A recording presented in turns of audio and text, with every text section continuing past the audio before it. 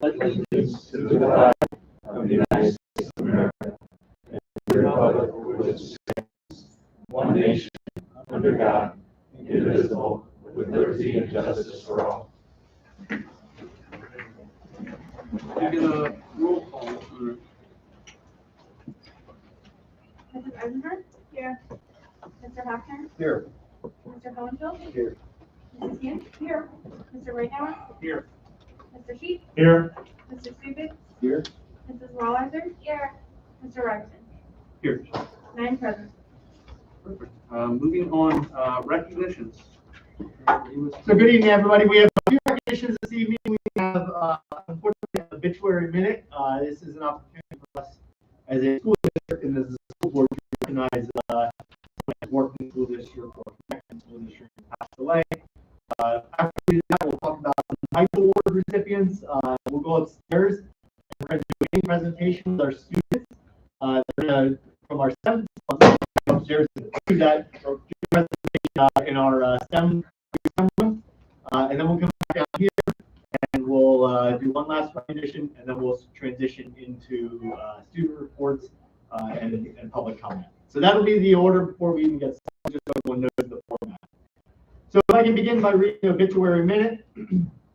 Whereas the Board of Directors of the Brandywine Heights Area School District acknowledges the passing of a dear friend in education, Mrs. Patricia Ann Lovis, on January 21st, 2022. Whereas Patricia Lovis served the school district with dedication and excellence as an elementary school Title I reading specialist for a total of 26 years before retiring in 2008. Whereas Patricia Lovis' commitment to lifelong learning, devotion to students, and record of excellence in the educational and community endeavors will long be remembered and appreciated. And whereas her passing is marked by a deep sense of loss to her family and friends in the school district, and whereas the Brandywine Heights Area School Board would like to publicly recognize the extraordinary life and record of service of Patricia Lovis, now therefore be it resolved that the school board of the Brandywine Heights Area School District officially honor Mrs. Patricia Ann Lovis for her role in improving the lives of countless students and citizens through her contributions to education, public service, her family, and the community. And be it further resolved that a copy of this resolution be spread across the official minutes of the school district the 7th day of February 2022, with a copy sent to her bereaved family. This is signed by the school board of directors, and it will be sent to the families. So we move from a event that has a little bit of a sorrowing aspect to a celebration. So we have an opportunity this evening. We every month do something called New Heights Award. It is an opportunity to recognize staff members that go above and beyond.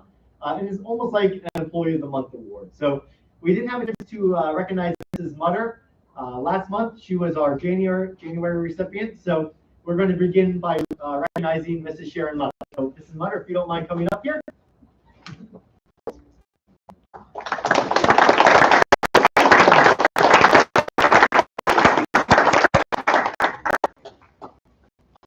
Congratulations. So this is the recognition that was given to Sharon. The work that Sharon does for the middle school far exceeds her job description and anyone's expectations. This whole place would fall apart without Mrs. Mutter. That did not sound Mr. Rita. Yeah. So when I was hired 7 years ago, Mrs. Mutter was actually the first person in the school district I met. And the introduction I had to her then was probably the most warm, friendly introduction I've ever had coming into a school. And I'm also fortunate that's what our families see and hear first when they come to the middle school. And I think, through COVID, we've really seen, just the amazing work Mrs. Mutter does day in and day out, from transitioning to working every day at home, to keeping attendance and phone calls and all of these things happening is tremendous. Myself and Mr. Riggins, she keeps us alive in the office. We would not be standing here if it was not for Mrs. Mutter and Mrs. Sibley. They just do a tremendous job. So we're always more than fortunate to have Mrs. Mutter with us. Yeah, you share the little certificate. Okay. All right. Congratulations.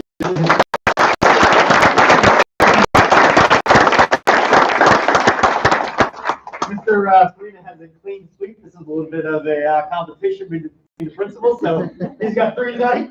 Next up, we're going to be able to recognize Corey Zimmerman. So this is what was recognized for Corey. Come on up, please.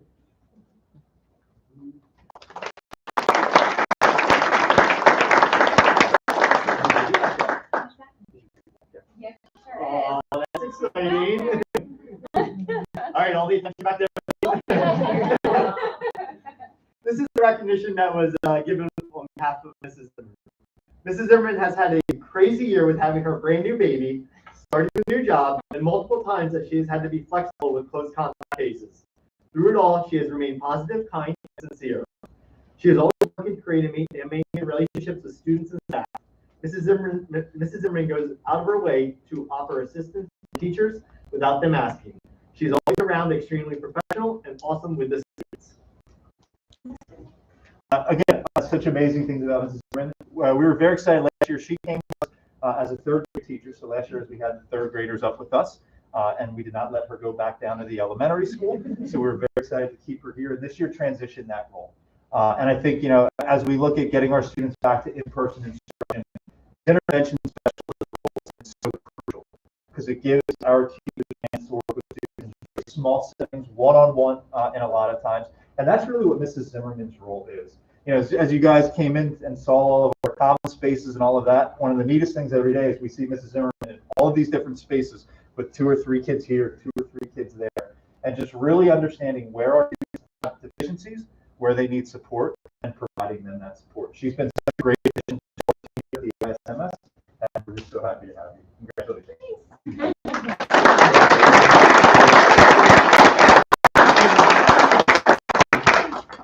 Mr. Zimmerman, thank you for joining. Now, Corey, when you go back, you're going to hold the baby up. Okay.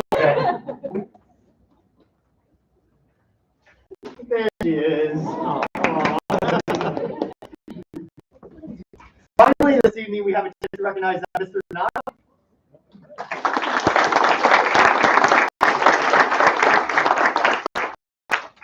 This is what was Mr. Donato. Matt is a positive and open-minded leader. He goes above and beyond for the students and staff in the district. What he brings to this district is appreciated more than what people know.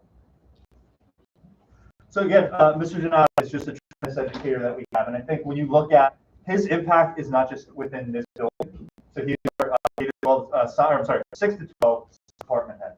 So he really has his finger on the pulse of everything going on in the science department throughout the entire Brandywine Heights secondary school system.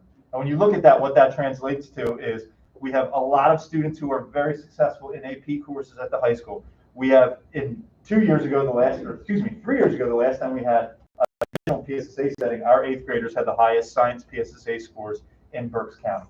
And a lot of that is due to the work not only done in the classroom, but the organization Mr. Donato uses within this department.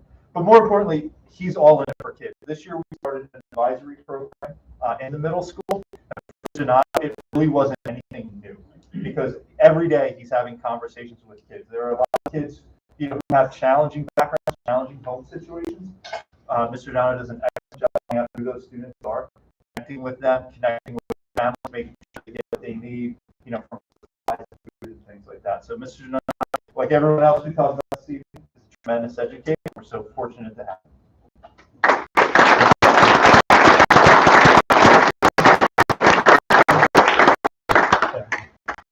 On top of all the things that he does, I think it's also important to note that he is the station leader this year, and it's been great working with Matt. Comes to as the certificate mentions, as a very level-headed and open-minded leader. It's been wonderful to work with Mr. Donato through that process as well. That is our new Heights Awards. Congratulations to all 3 of our staff members and to the many Mrs. Zimmerman as well.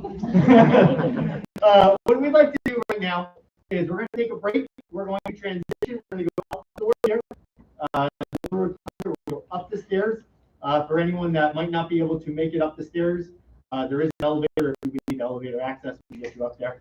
We're going to transition. We can leave our things here. If you feel comfortable doing that, we'll come right back down. And we're going to transition. What we'd like to do upstairs is take a moment. Mr. Dan Marcus here. He is our teacher. They had an opportunity to participate in a STEM challenge. When we get upstairs, we'll have Mr.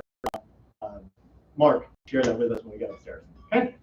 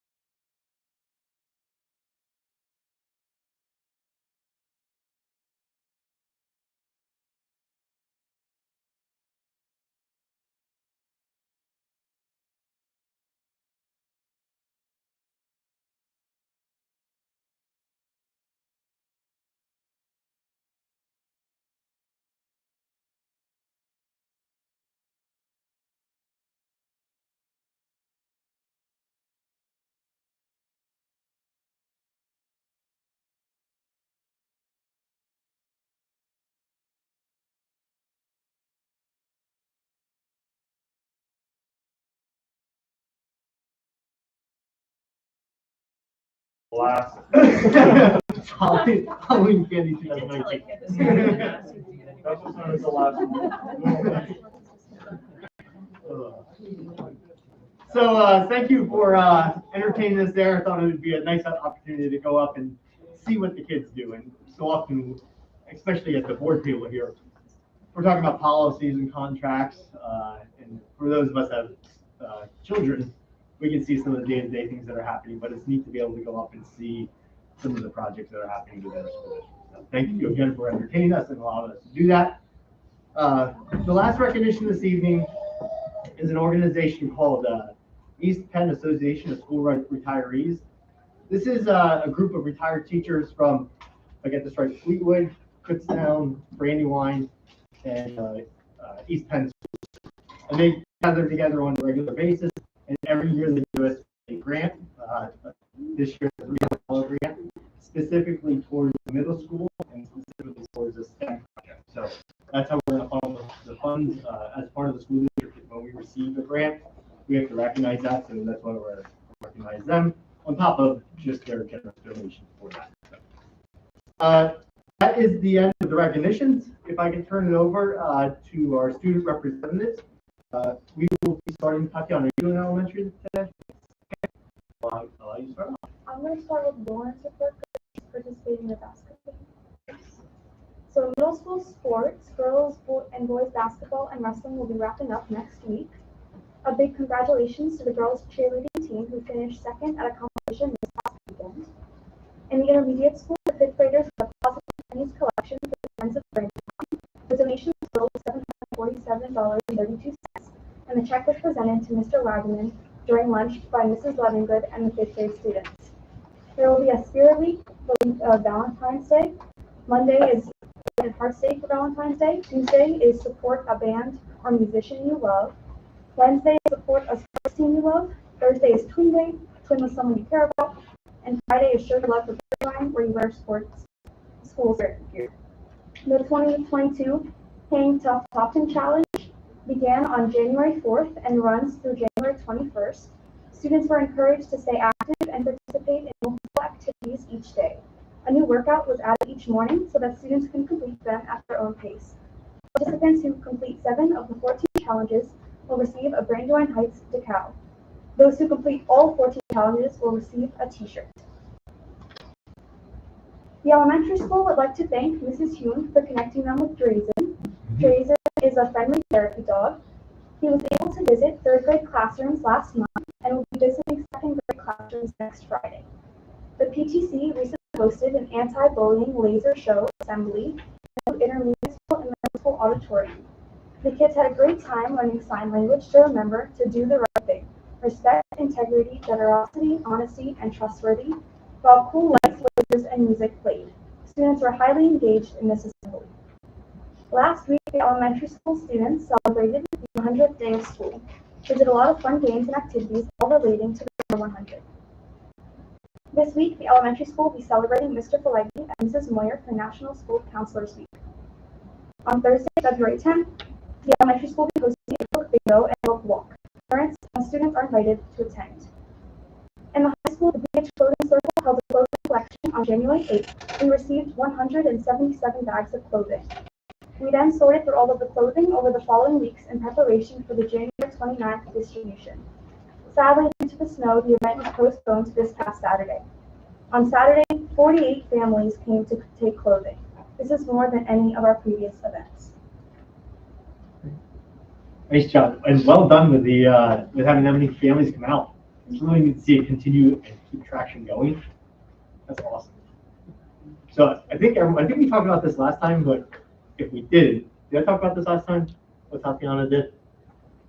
So Another plug. This summer, Tatiana pulled together. She wanted to find some way to give back to the community. Tatiana, do you want to share, or should I share it for you? It's for my Girl Scout Gold Award project, which is like Eagle Scout for Boy Scouts. So I had to find a problem in the community to address it that would be long-lasting. So I started the BH Clothing Circle, where we collect clothing from the community, sort through it all, and then give it back to the community. And hopefully it'll be passed on to NHS next year, so it can continue. So this summer in the cafeteria, there was cafeteria table after cafeteria table after cafeteria table filled with clothing. And they had a whole cadre of friends that were in there sorting it out, and they decided what they wanted to keep and what they thought students in high school would use. And so they went through that whole process, and now they have this rotating opportunity for families to come in and get material. So huge success and great contribution back to the community. That's awesome.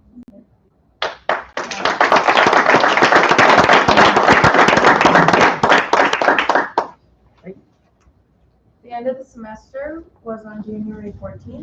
At this time, half-year classes have switched, and students have not started new classes for their second semester. A winter sports update. Girls wrestling attended the Red River Tournament in Easton this past weekend, coming home with 2 silver medals and 1 bronze. They have an upcoming tournament at North Penn this weekend. Girls basketball's final games of the regular season are this week, and they are placed number 1 in districts in the division. Boys wrestling, their team season has ended, and athletes move on to individual competitions. Boys basketball, their final games are winding down to the winter sports season. Indoor track has been working diligently to prepare for their spring season coming in the next few weeks. Unified Bocce has a few matches upcoming this month to conclude their season, including facing Kutztown tomorrow. Students are currently selecting their classes for next year. Tryouts for our first ever spring theater production are currently underway. The play this year is Radium Girls. Before break, our Future Business Leaders of America competed locally. We had 20 students compete and 14 members placed, with 10 going on to state competition. This week is National School Counselors Week. We are very lucky to have 2 amazing counselors in Mr. Vavada and Ms. Susella, who daily do so many things to help students and to prepare them for life beyond high school and college, learning a trade, and a career, or in the military. This Spirit Week for Valentine's Day today was show your love for your favorite professional or college sports teams. Tomorrow is Anti-Valentine's Day, wear black. Wednesday is show your love for Team USA to support the Winter Olympics. Thursday is dress to impress, wear fancy clothes. Friday is the Spirit Day, wear red, pink, purple, and black, sponsored by the freshman class. And Monday, Valentine's Day, is Stoplight Day, wear red for taken, yellow for complicated, or green for school. Thank you, ladies. Nice job. All right, moving on to public comments. I have 2 people who have signed up to speak. I ask that you keep your comments to 3 minutes and state your name and township. So, Danielle Zelko? Hello. I'm not going to stand up like I did before. This is less formal than what I'm used to. So this lovely COVID thing, it's just never going to leave us. I had a couple questions in regard to busing. It was made mention last year that DOT, Department of Transportation, put in the rule of masking kids, not here at Brandywine. But it just kind of got me to look into it a little deeper. It's really not DOT. It's not federal. So when I asked the question, the response was that it's CDC recommended. So I'm looking at this saying, okay, if it's CDC recommended, along with our health and safety plan, which is recommended from the CDC, and we just voted to have masks optional, then why isn't this correlating over to the buses? So that's my question. I'm suggesting that we follow through and have the same thing, mask optional, mask optional.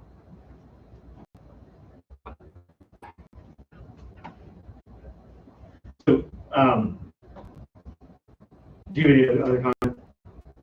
Well, if you have any questions, I can answer them to some degree, but I'm not sure where it's going to go. So, Ms. Zelk and I were corresponding in email a little bit. And there is some information that she shared with me about how they're classifying buses, and if school buses actually fall under the CDC mandate for wearing masks in public. They're calling it public conveyances of transportation. And under the original rule, public conveyances of transportation included school buses. And so I raised the question, could you provide some good information to the school district I had not seen before. And so I raised the question today to the Department of Education as well as the Department of Health. And so we are looking into that. Those contacts went directly to both organizations to get some further clarification to the points that were raised. Does the school bus fall under the ruling of public conveyance in which the CDC is still requiring the masks for? So that's where we are right now. I appreciate you sharing that information. Right, and not. Under executive order, they are not public conveyances. They are exempt from that law. That's hence why I'm bringing it up. They put it under that law as a recommendation. Again, same thing as the health and safety plan recommendation. So I think what's happening is, a lot of times we're not questioning what the rules are. We're not questioning what the mandates are. And there's nothing wrong with questioning people. There's nothing wrong with asking a couple questions to get clear information, especially when over the last 2 years, we haven't really had clear direction, or the information has changed month to month, week to week, whatever it may be. And also, do we have a filter system, an air filter system? Do you have a new air filter system? Just the normal HVAC systems, nothing that's been implemented for COVID specifically. Okay. Yeah, I smelled something. I didn't know if you guys put in a new filtration system, so I was just asking the question. Okay, that's it. Thank you. Yeah. So we are looking into that. I do appreciate that information. No Thank you. problem. Nicole Smith? Hi. I did send an email to everybody, so I don't know if you have already read it or not, but I figured if you didn't, I would come just read it to you. I just wanted to give you guys a little insight on the experience that I've had since January 10th with the health and safety plan. I received a phone call, and it actually happened to be the day I was already off because I was at the schools taking pictures for the yearbook. But I received a phone call while I was up in the IS from the ES that my son was exposed on Wednesday of that week. Now, this was a Friday. That I was told I needed to come pick him up because he was exposed.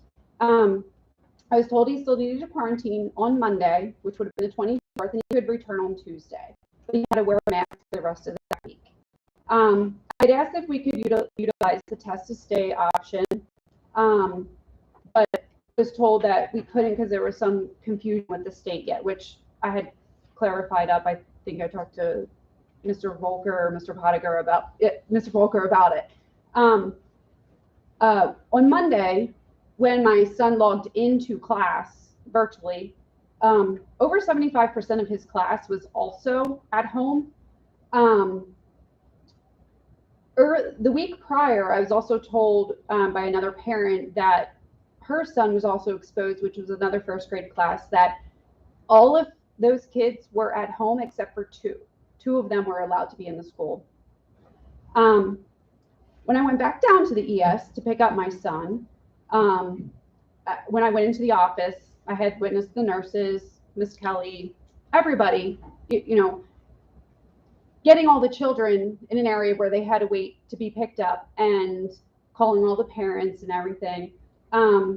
Seeing all that, I really felt bad for them because of all the extra work that they were doing above and beyond what their normal jobs are. I feel like this contact tracing is getting very out of control, especially for the fact of I don't know the number, I don't know the exact number, but both times that my children have been exposed, neither one of them gotten any symptoms or became positive. It's got to be a low number. I don't know that number. That would probably come from Mr. Pottinger. I don't know. But it would be interesting to know how many children did become positive after a quarantine. I also would like to know how many children since January 10th have had to quarantine with this contact tracing, because it has got to be a large amount of children that have to be at home, which I think is absurd at this point in this pandemic. If it's our goal as a parent and your goal as a board to have these children in school learning what they should be, this setup is not the correct one. So I think everybody needs to kind of figure out what the correct one is about being able to keep the most children in the building at all times to be able to learn like they deserve. Thank you. Thank you. Any other public comment? Hearing none, we will continue on to the Board of Directors report. Can I get anyone a second, please? So moved, Steve. Second. So we have just a few things under the Board of Directors report this evening. The first one is the meeting minutes. That is from the January 10th meeting. Any corrections or suggestions for the meeting minutes? And none being heard, we will maintain those as presented. We have policies this evening. We have first reading policies, second reading policies. Specifically, we talk about the first reading policies. The ones that you're open for the first time, you'll see them again in the March meeting, and that's when they'll become official district policies. I'm going to turn it over to Ms. Guerico to speak to these policies, as they're more directed to the operation side of the house. Okay, so I'll give it a little detail on the first reading policies. Items 1 through 4 are part of our cycle review. Item 5 is kind of an operation review. There's minor revisions as a result, well, to keep compliance with federal program requirements, and includes a note with mandated reporting that we will adhere to mandated reporting in writing of any potential conflicts of interest with us receiving any federal awards. So back up to the first 4, petty cash and the district audit, there were no changes. Item 2, student activity accounts. Some additions include revision to student activity funds, some wording on the authority and delegates, but also removing some of the management processes, which are, if some you know how we go through writing a check and whatnot. That's more of a process, not so much a policy at the policy level. So kind of removing, the antiquated detail part of it. And item 4, fund balance. The revision is really just to clarify some definitions related to fund balance and kind of, make that easier for all of us to absorb and understand. So that's all I have. Thank you. Sorry. The other piece that I want to bring to the board's attention this evening, not for but just for consideration, we had a community member that reached out to the school district pertaining to their per capita tax. This individual was a disabled veteran, was asking for the per capita tax to be waived. There are rules and regulations that do permit the per capita tax to be waived for certain reasons. The district did respond back. Now the per capita tax is $10 for the school district. It's $5 for the municipality. 3 out of the 4 municipalities charge $5. 1 does not. So if you pay in that discount period, it's a total of $14.80. So obviously not a lot of money.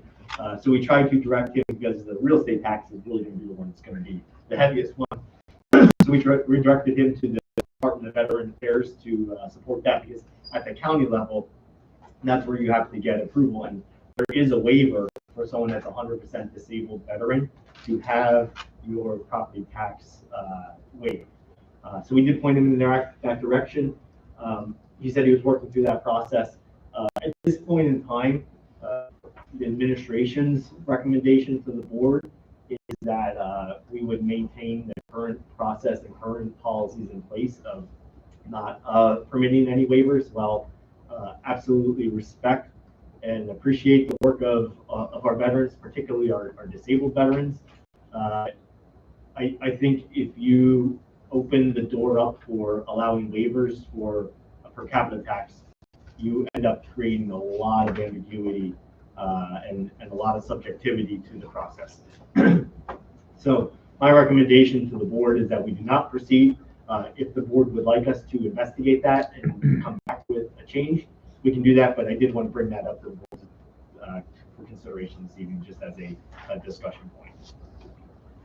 Any discussion or movement to want to change that, or are we okay with the current policy in place? I just have a question. What is capital tax supplemental?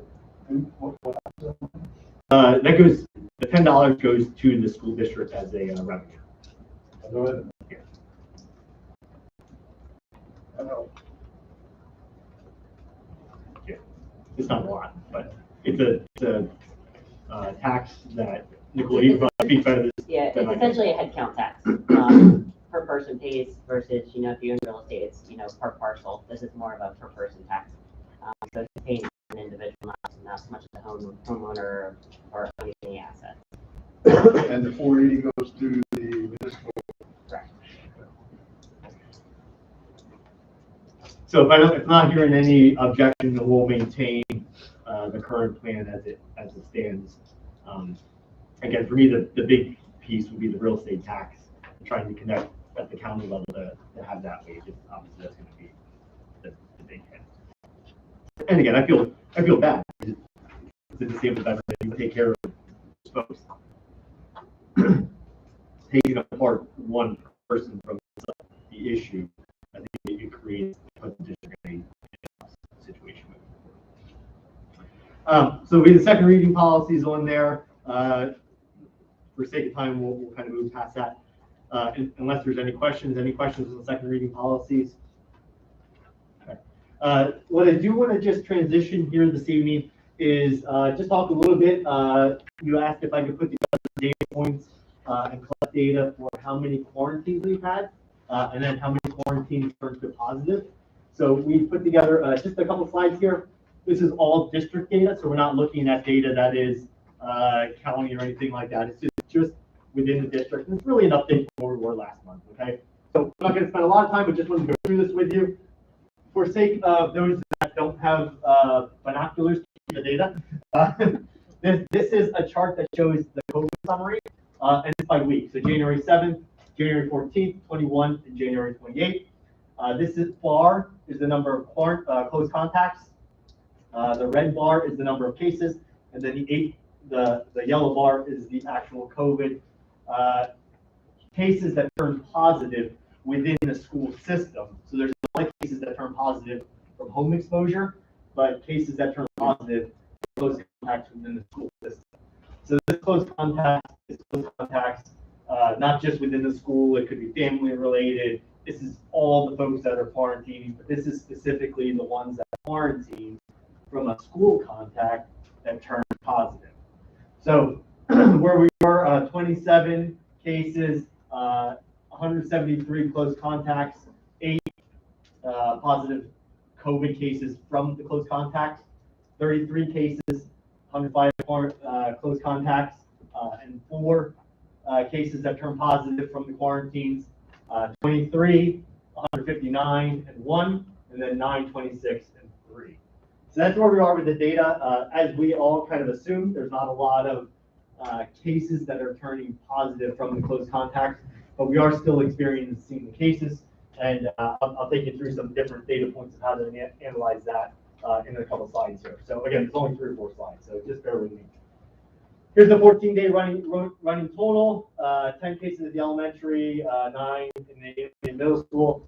This is the interesting one. This one has dropped off significantly. If you remember back in January, high school was super high. We have dropped off in high school and started to see what kind of happen, and hopefully it's going to continue to happen as the cases continue to go down. I think there's 555 cases last week in the Berks County level, and the number's 242 in Berks County this week. So again, it's definitely trending positive.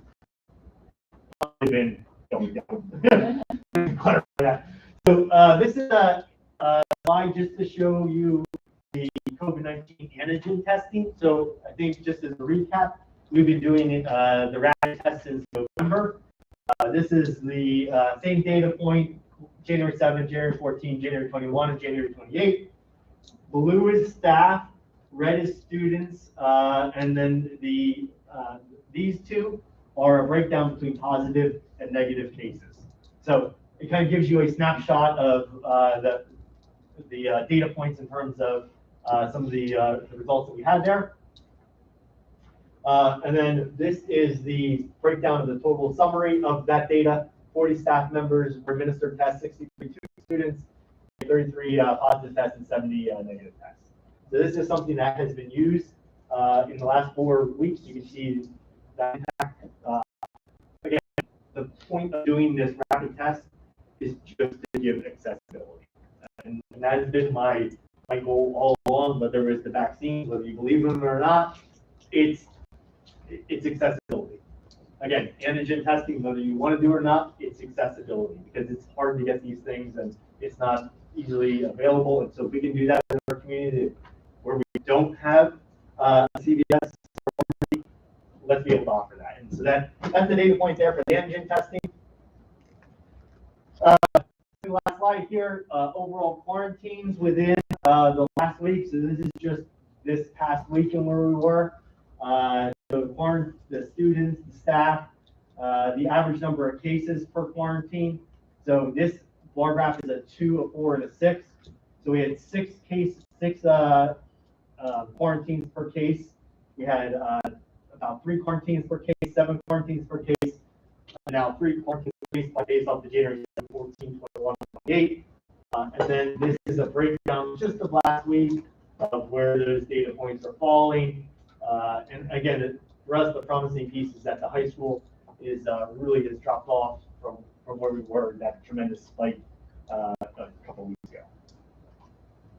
And just some final bullet points here to talk to. Since we were together last meeting, I thought it'd be good to highlight a few things that I've put in place. We developed that test to stay program. So if you remember, one of the things we talked about was if we're going to go to a mask optional, test to stay was part of that consideration. We did develop that.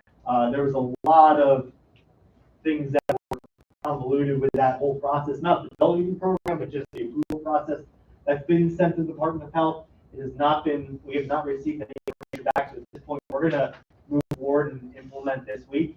That's our goal.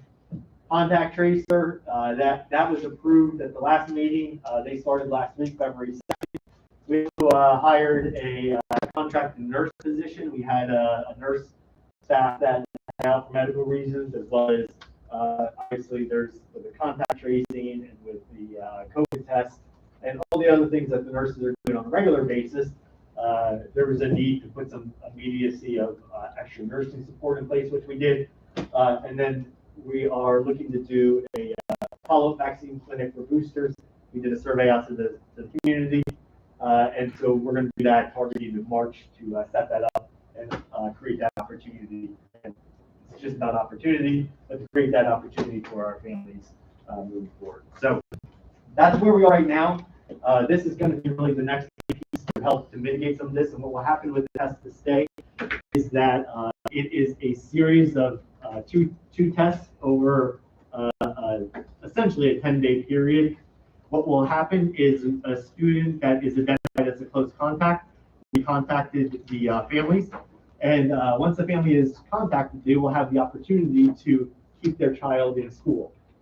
If they choose to keep their child in school, they will have to mask. They'll have to sign off on a waiver of a whole bunch of check boxes and assurances. They'll have to wear a mask for 10 days.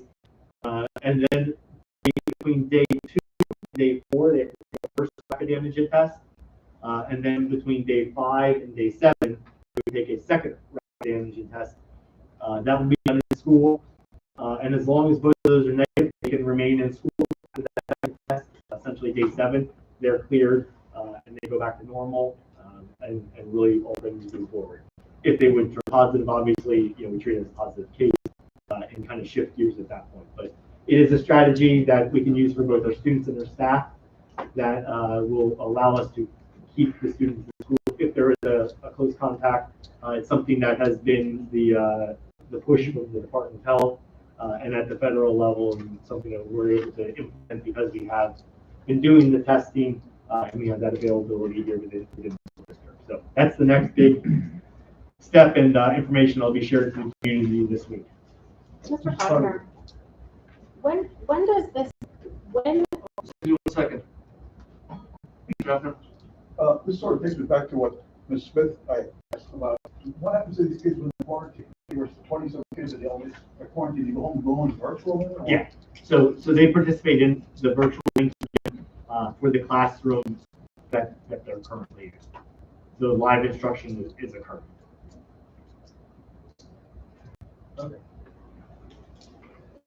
Do you have a question? I did. At what point, like, this is good data, and it looks like things are going in a positive direction, like you were stating.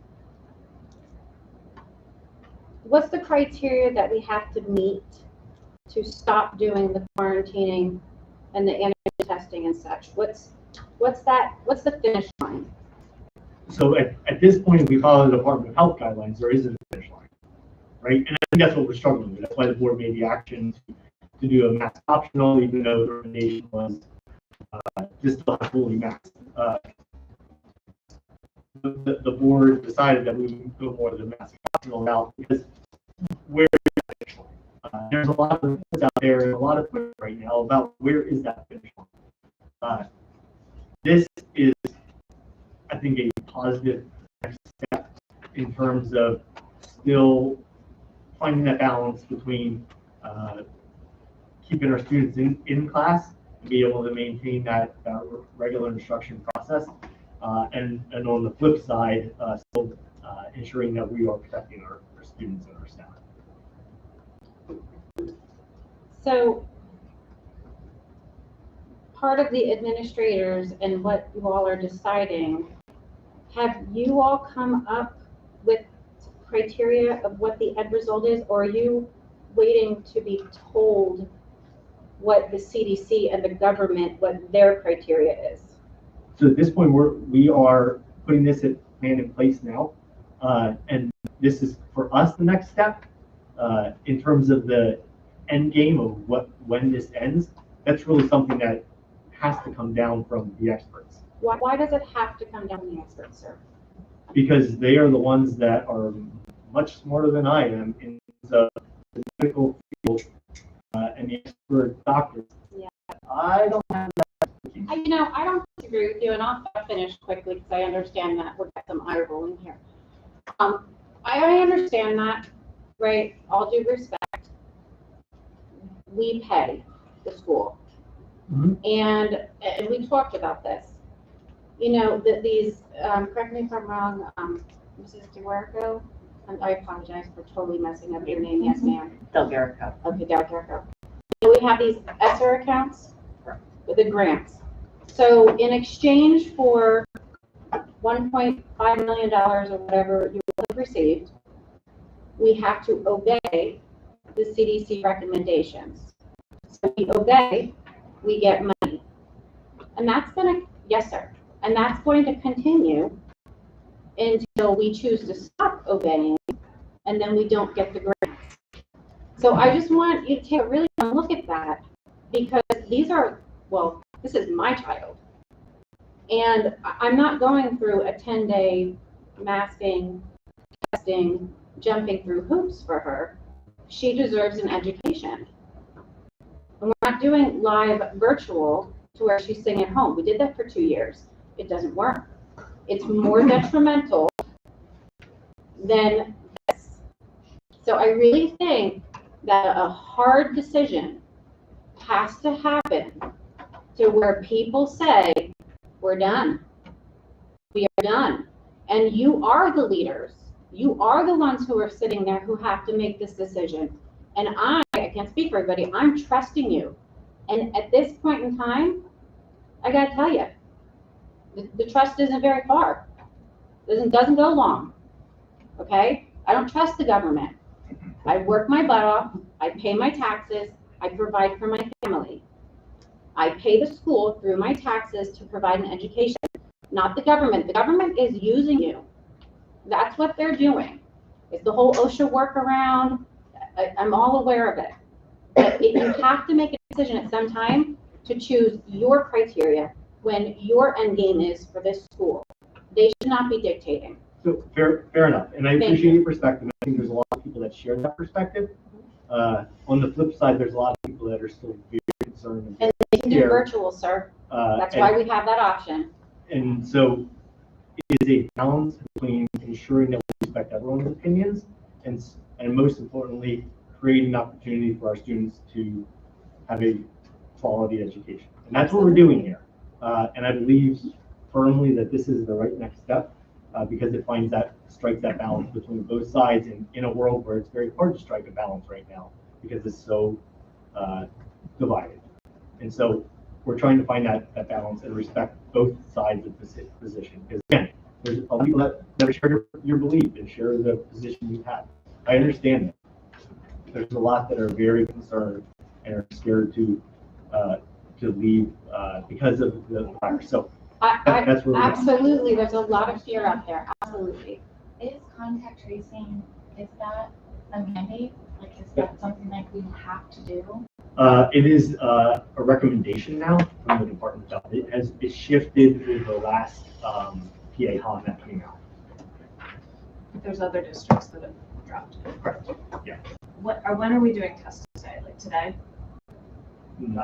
When does it start? This week. When this week? I don't have the answer. Well, we voted on this at the last meeting, and So I know, realize but your frustration. we were not told that this wasn't going to be ready, and Oh, you no, I do did. have, I absolutely told you. you do have communication that allowed you to say, we can go ahead and do this. So let me pull back a layer since you're opening the can of worms.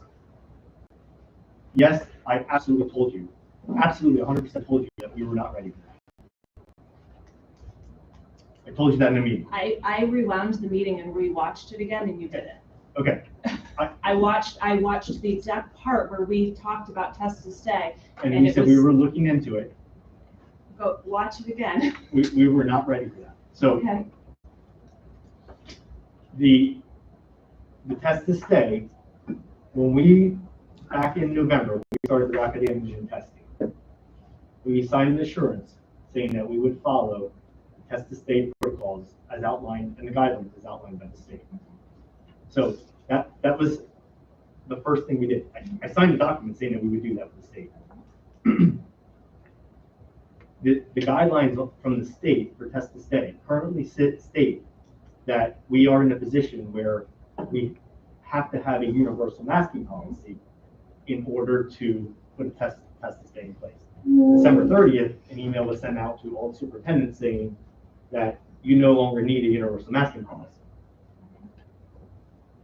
The guidelines on the state website for test to stay still require a universal masking policy. So there's a catch-22 here between what the state is telling the superintendents in an email, and specifically when I signed that assurance, it points directly, there's a link, and it points directly to that assurance's website is not up. So once you that's go the off reason. the current, most recent communication that you received. So the assurances points to Which the was website. So that's the reason why I took the step of saying, contacting the Department of Health, developing our plan, which was developed, sent to the Department of Health. We were waiting. Just ignoring the email that you got that said we don't have to have a universal mask. No, if I ignored an email, we wouldn't be here, I wouldn't be recommending the program. But we've been waiting for this. I just, I'm not sure what we're arguing about because we're putting it in place but what? I mean, this week. Ms. Roderick. Wednesday, that's the. what's the Wednesday. wait? What's the wait Wednesday. for? I guess that's my question. Yeah, what is the wait? What do we? Just to develop communication. I don't want to lock myself into it. Like, let's say tomorrow something happens drastically, and I say tomorrow, it didn't happen, and then they're come back and say, "Well, you told me Tuesday you were going to do it." What's the communication to who? The families in the school district, let them know that this is the protocol and this is. But why wasn't And that to the followed? contact tracers, and to the staff. I think there's a Right. process here. It feels a little bit like we're bullying the administration, which I don't find particularly productive. I think you hear that there's frustration that there needs to be some expeditious action. Absolutely. What I'm hearing is that the administration is doing their darndest to create some expedition on it. So I don't know if you want to continue the dialogue, but I felt compelled to kind of comment. I do want to comment on this notion of what's the end game. if somebody's brilliant enough with a crystal ball to figure out what the virus and its variants are going to do, and what the American population and the global population is going to continue or not continue to do in response to that, we wouldn't be here, right? So nobody's smart enough to have all of those answers. I think the thing that's really important to understand as we individually figure out what's best for our own unique families, our role here is as board members for public education. So this is a public education school system. And as such, I think we would get on an extremely slippery slope if we started ignoring government mandate or government guidance or government funding. If that's the direction that this community wants to take, we should establish a private school and fund it from our own pockets or fundraise or what other channels. But if we are continue to be a public institution, we cannot pick and choose what we want to comply with. There are mandates, there are laws, there's code, there's all this stuff that as a public institution for education, we sign up to follow. So I think that's really important. And as a public education institution, that means we have to educate the very best, not just my child and not just his child, but every child. And sometimes what that means is that we might not be doing the absolute best for every kid, but we're certainly not doing the absolute worst for every kid. Sometimes the law of averages, if you will, means that our programs are designed to meet the most needs of the most kids. So those are just two key points that I felt compelled to share. That's if we just stated was accurate, and it's not. It's Sorry. inaccurate information. Sorry, so, Mr. Ryder, just one thing I'd like to point out to my colleagues, with respect to the audience. The idea of not taking federal funds is great, but the reality is the federal funds are given to the Commonwealth. The Commonwealth gives the federal funds. So if we wanted to just say, you know what, federal funds, we don't want you, we'd have to say no to the state funds as well, which I believe, Nicole, correct me if I'm wrong, someone just said like $8 to $10 million, correct? So you're talking about a millage increase for the district of 16 to 20 mils. So we'd be going from 33.34 to 53.54, all right, for our millage. So if the community is okay with a 20 mil increase in their taxes, we can gladly tell the federal government to go pound sand and do whatever we want. We've been paying taxes and you've been taking them ever. And it didn't happen. Excuse me. That's how a republic works, is that everyone has to pay taxes, right, for the common good. This is the way it works. So So again, again, extra money because of COVID. That's what it is. Can I just ask So another question about? test this thing. So let me just wrap this up, okay? So we will get that out. I'll get it out as soon as possible. I'm trying to. I just I will get need out as soon as something. possible. We are the only, I think, and Mr. I just texted Walker to find out, but I think we're the only district that's going to implement this in North Carolina. So we are the leaders to get it going Some of too. them are taking away everything, that's why. I appreciate that, yeah, but And just as many are maintaining that. So remember, there's a balance, right? So there's extremes. It's going away a lot faster than. I'm Yes, trying- it is, based on the results. You know, not just The idea is it's time to move on. What is the time commitment now with the contact tracer and the extra nurse coming off of our administration? I'm sorry. what do How you mean much, by how contact? much are we taking, is that coming off of the administration with the contact tracer? Not yet, but that's the plan. So she just started last Wednesday, and so there's a lot of training up that's happening to get her up and running and up to speed of our process. It's a massive undertaking to be able to get her trained up. It's all the seating charts, it's the process, it's the videos, there's a lot that goes into it, and we make sure it's done right, because the worst thing that could happen is that we just throw this person out there and do poor communication, because communication is critical when they're receiving this government message. When is she on her own? The goal is to start doing it on Friday. That's that point, yeah. And kind of an end game situation, are we contact tracing just, like, how long is she hired through, basically? It's through the end of the year, but it's on an as-needed basis. So we could let her, our services when you're longer. It would do that. Not We're not locked into that. She's with us until June 3rd. I really would love to take contact tracing away, but I am willing to let test to stay work as long as we can get this very much moving forward. 'Cause I don't, my kid was affected by it, and So yeah. I think we're one month into mass adoption. Yeah. We're gonna put tests to stay in place. Data points are looking good, right? Let's look at it next month.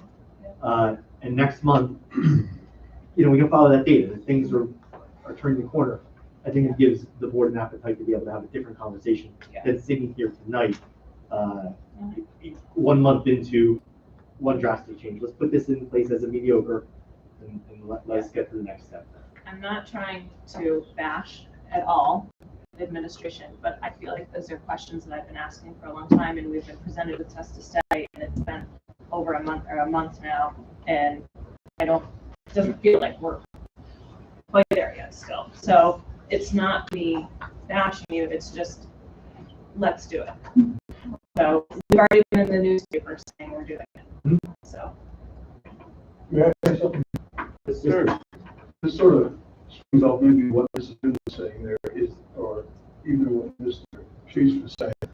As far as accepting money from the state government, but maybe solicitor this evening can expound on what I'm about to present here is the fact that in 2012, there was an act for House Bill 761, which actually created Pennsylvania as a school of choice.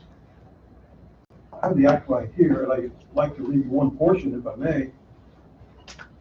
It actually, section 1711G1, tuition grants by school districts. General rule, the Board of School Directors of a school district may use funds received from the Commonwealth for the educational purposes to establish a program of tuition grants to provide the education of students who reside within the district and attend or will attend a public or non-public school on a tuition-paying basis. I'm not sitting here to tell you I understand everything that's in this act. Are you familiar with this at all? I have not read that act in quite some time. Would you please pass that up there? I was going to ask Mr. Pratt about this at some point in time. It's probably the best time. What it amounts to is that there are plans in the state that actually have companies that can take a tax credit by putting money into a fund for people that actually want to take their children out of this school and put it in a private school. That, I think, is somewhere in there where that all comes together. I'm not 100% sure how it works. But what it does mean, if I understand it at all, is it means that if the taxpayers, the parents or whatever, get fed up with our inability to do what they think we should be doing, right or wrong, good or bad, they have an option to actually withdraw their child and get state funding to take that child and put it in a private school. Okay, now what does that mean to us? Well, that means, for one thing, our student enrollment here goes down. What's the effect of that? Well, we need less teachers, we need less administrators, we need a lot less buildings and what have you. So, this is a conundrum, I think, that we're experiencing here with the fact that COVID is now pushing us in a direction that we don't want to be, would like to get out of, but there are other alternatives. And if the state doesn't do something, I think the parents, the taxpayers, are going to start looking for other options. And this may be one that they're going to be looking for. I would ask you review that, please, and give it to Mr. Pratt for his review, so that we even enlighten the entire board and the public on what the possibilities may or may not consist in this act. Thank you. Mr. Wagner, one other comment I'd like to make. I want to thank the administration for sharing the data. So this is certainly helpful. From my perspective, however, the fact that we don't draw conclusions from that data amongst ourselves and discuss that data and what we think that data shows us is a miss. So last month, you presented a very comprehensive PowerPoint deck, which identified all sorts of trends and things that would help us draw conclusions. But, and I'm equally guilty of this, I didn't chime in fast enough. I frankly had trouble thinking fast enough. If you recall, I was remote, to share my questions and analysis about what I was concluding from that data.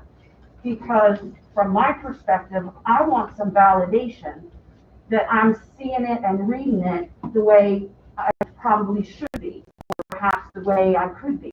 And if I'm not, I'd like to hear from others what you all are thinking and seeing in that data. To me, that's part of the process that we should engage in as a team of nine. So from the 4 short slides here that you presented, I'm not sure what conclusions we're drawing from it. It is helpful to see the pie charts and, you know, some of the ratios and things, but in terms of what conclusions we draw, the one that I heard you kind of point out was that we have a clearly identifiable trend in the high school, which is different than the elementary and the middle school, that is indicating that our COVID counts are less. What is causing that? Why is that happening? To me, I don't know the answer, but I'd be interested in hearing what some folks think.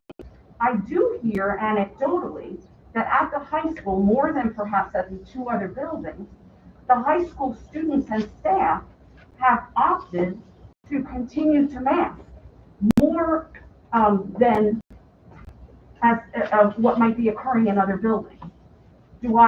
Is that a correct assumption? Maybe I'm just dead wrong about that. Do you see what I'm saying? So I'm just asking my fellow colleagues to talk it up a little bit as you see stuff, and you're having a thought like, oh, that data validates my perspective, or shoot, that's new information to me, and really that challenges some of my assumptions. I just ask you to share that. Fair enough. I can start to pull some of that together next time to help. Yeah, so the conclusions that we're drawing is just as important as the data. And I don't know if anybody has comments on the one that I just shared, that I saw. To me, that was clear. I'm in the elementary school and the intermediate school, and the majority of the kids wear masks. My son is one of a few. Yeah, it's pretty evenly distributed. It's about 60% district-wide. So do you have any hypothesis? Why are we seeing better numbers in one building than another? I think it's a lot. It's sick season for kids. I think it's sick season for little kids. Little kids are hygiene. I just think aware of high schoolers. Okay. And our middle school numbers are really high too. They're down. It's a trend district-wide that all the numbers are down. Elementary numbers down, intermediate, middle school about 2 weeks ago. That's down significantly. High school is up about a month ago for a long time high. It took a sharp drop. And that's why I pointed that one in particular. But all of the district data points are down. And it's paralleling what's happening at the county level, state level, national level. Age bracket wise, is there any correlation to vaccines and boosters?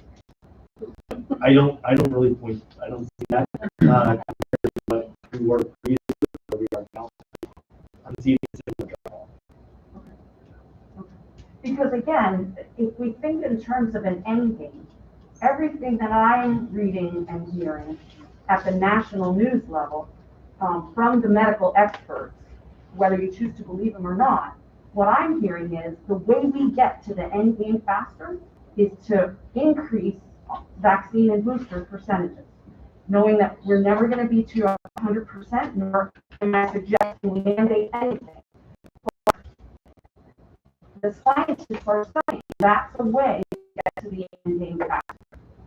So, what's your thought? And if hygiene improvements are a way to get to the end game faster, then maybe we can institute reminders more often for all grade levels about basic hygiene. I mean, what other ideas can we brainstorm? We all want to get to the end game faster. So let's hear some additional suggestions, rather than just the ones that go completely counter to what many of the world's best scientists are suggesting. Well, the problem is, there's scientists, scientists, scientists, scientists. Who do you believe?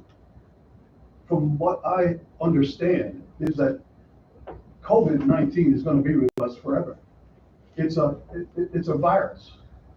It has hosts in animals.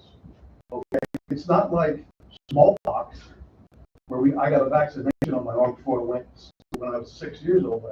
It's been eradicated because there are no host animals. COVID has host animals. As long as it can be passed into the animal thing, it can be passed into humans.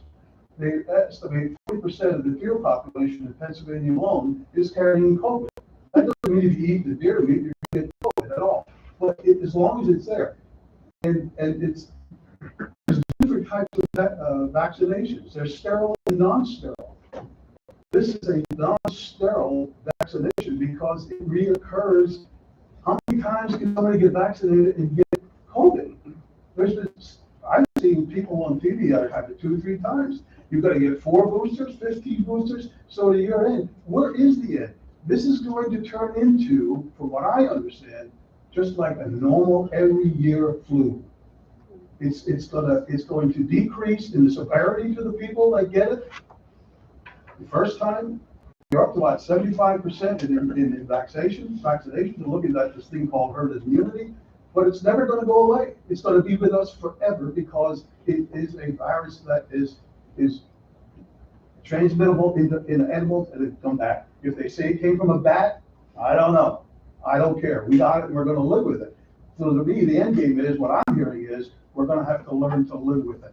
Take off the mask, learn to live with it, and see what happens. That's vaccination. It's a shot. Vaccination. When we look at where we're at, obviously we're going to put the testing stay in place. Obviously, we have a call them a spade, right? We have a divisive board, we have a divisive community, and we need to work through that. So let me bring the data back to this board again, with some conclusions, if you will, or some talking points for consideration as we move forward. And we'll do that at the March 7th meeting again. So I understand both sides. What I am so worried about is the stress that is on that administration and you guys right now, and our teachers that are juggling kids being in and out. So I feel as a board member, I want to know, how can we help you? What is it that we can do if this isn't ever going to go away? I know that you guys can't keep going through this year in and year out, and it is insane the amount of hours that you guys are putting in, and I thank you for that, and I thank all of our nurses. But I also know our teachers are feeling it too, and I think maybe instead of arguing about vaccinations and, you know, all this close contact, with the plan that we have now, what else can we do to help you guys educate our students and make this a little bit more survivable? Because we are worried about all of you and the impact that this is having on you. So a couple of things. One, the board already put in place a contact tracer, put in place another nurse, which was the contracted nurse we're doing. Again, the next step for us is the SSA, to be able to put in a position of a transition piece. So just understanding and appreciating that is, I think from all our lenses, is greatly appreciated. So maybe next meeting, come to us, and if you have anything, I would be more than happy to hear and be open to Bus whatever. drivers, custodians. I know. I wish I could find a pool of those guys too. Thank you for that. We good? We're good, sir. All right. Let's move on to committee reports. ECIU, Mrs. Hughes. Everybody, far less controversial. I do have a couple of things that I wanted to highlight. It's in the written reports. You all can see that on Brandywine. The most recent board meeting for the Berks County Intermediate Unit Board of Directors was held on Thursday, January 20th. Because January is School Director Recognition Month, the IU for the past 5 years has done a special recognition around art students in and around Berks County. And so they do an art showcase. I provided a link to all 18 districts' students' artwork examples. And hopefully you can take a minute or two and check it out. But for Brandywine, the student that was recognized was Reagan Pilgert. So I wanted to congratulate her and thank you for attending virtually the event. It's always a really special way to kick off, the new school year and the new calendar year. At the board meeting, we also seated 6. Next month we'll see the 7th brand new BIU board representative, and that's as a result of the election. So that board is comprised of 18 people, so more than a third of the folks are now new members. So not, very different, frankly, from our own board.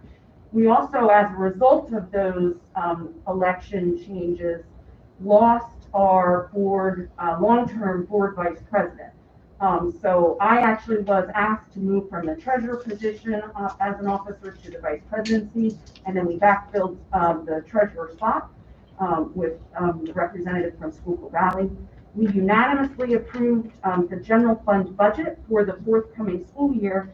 You probably noticed on our agenda tonight that we will be asked to vote in support of that mandated services budget, which is the piece of the Berks County IU's big budget that is funded by the school district. So Brandywine's piece of that is between $22,000 and $23,000 a year.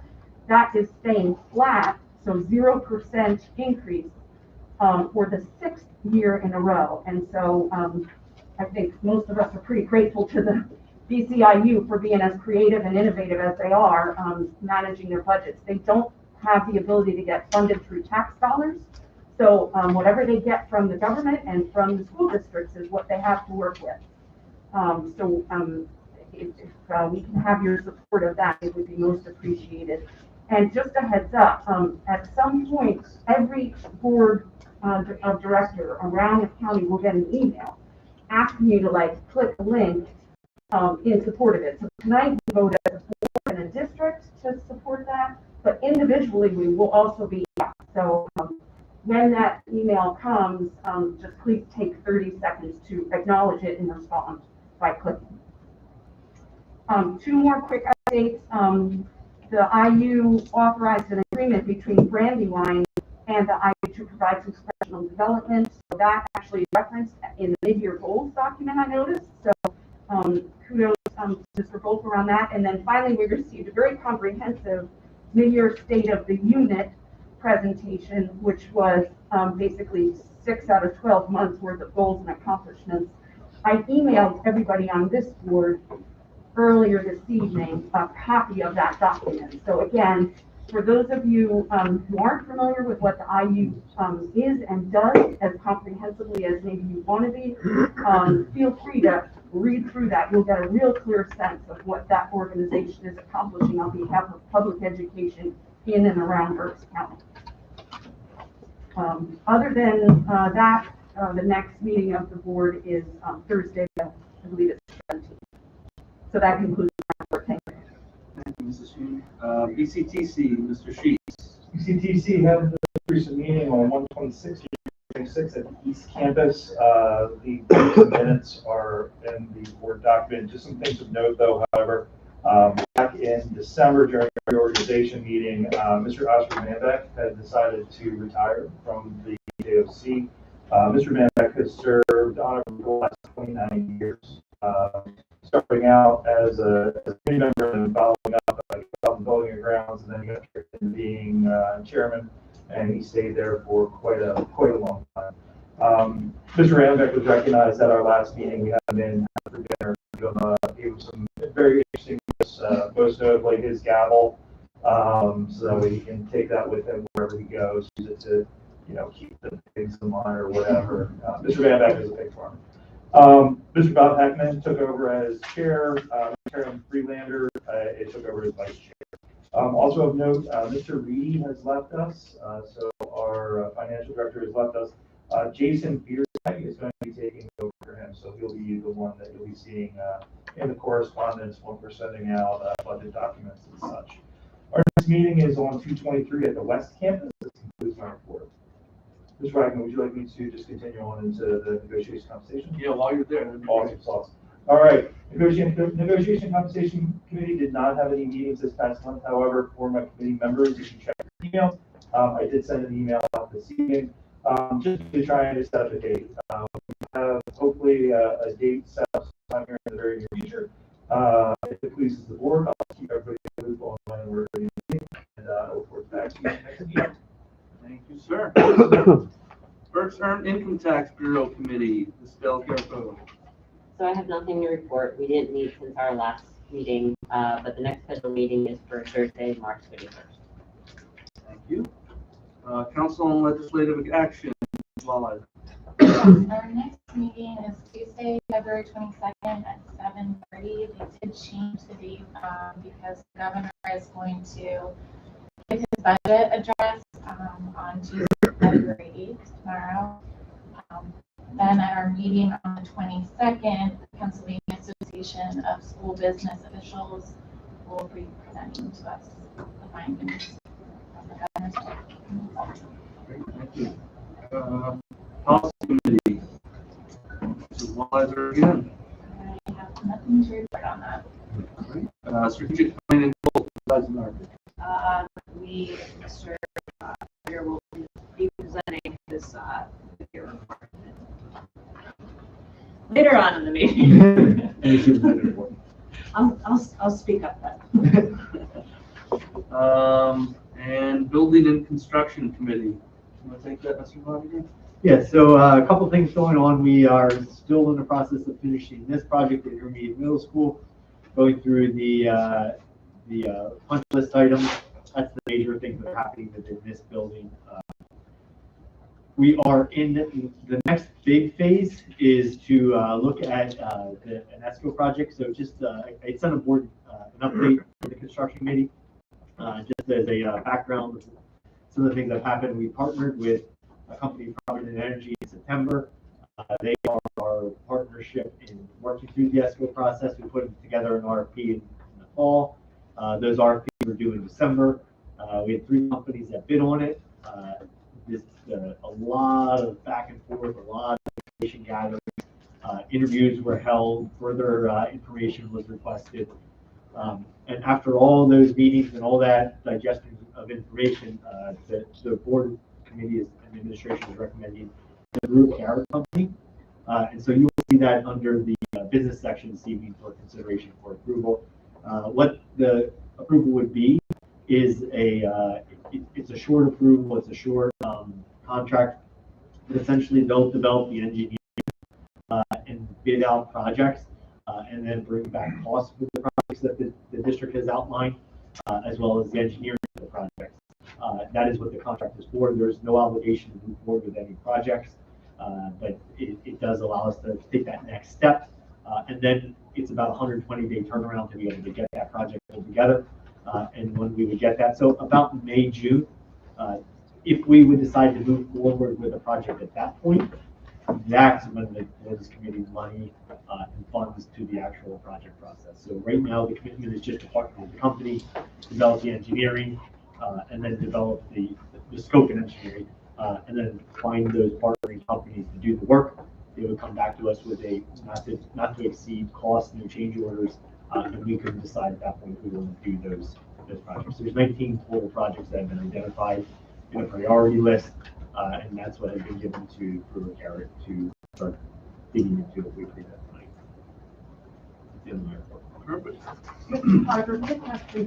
Did I understand that if we approve the agenda item tonight, and then in the future subsequently not choose to plow forward, that there would be a $20,000 expense for that engineering work that we would owe, is That that is correct? Yes, sorry to say, yes, that's Okay, correct. so I think, I don't know if there's a way to make that clear in the write-up, but I think that when we say yes tonight, assuming we say yes tonight, what we're saying yes to is a minimum cost of $20,000. Maximum, No, minimum. maximum. Whether cost we of go 20,000. forward or not, we're gonna spend 20 grand. Oh, that's not minimum, that's the maximum they can charge us, 20,000. If we If decide it- not to We do own it. all If that. we If decide- we do nothing. If it's $20,000. Yes, okay, Yeah. yeah, we're saying the same thing. Okay. $20,000 fee. Yes. If we decide not to do it. Yes. Yes. Any additional board discussion? Hearing none, can I get a roll call, please? Mrs. Eisenhardt? Yes. Mr. Hafner? Yes. Mr. Hohenschuld? Yes. Mrs. Hume? Yes. Mr. Reitman? Yes. Mr. Sheets? Yes. Mr. Stubit? Yes. Mrs. Walliser? Yes. Mr. Wagner? Yes. 9 yeas, motion passes. Thank you. All right, business and operations report. Can I get a motion in a second? Motion. Second. There you go. Good work. All right, well, thank you. Under the business and operations report, as usual, items A through D are the fund bills. Item A, general fund, that's totaling 2.2 million. Item B is food service fund, that's totaling $28,445.51.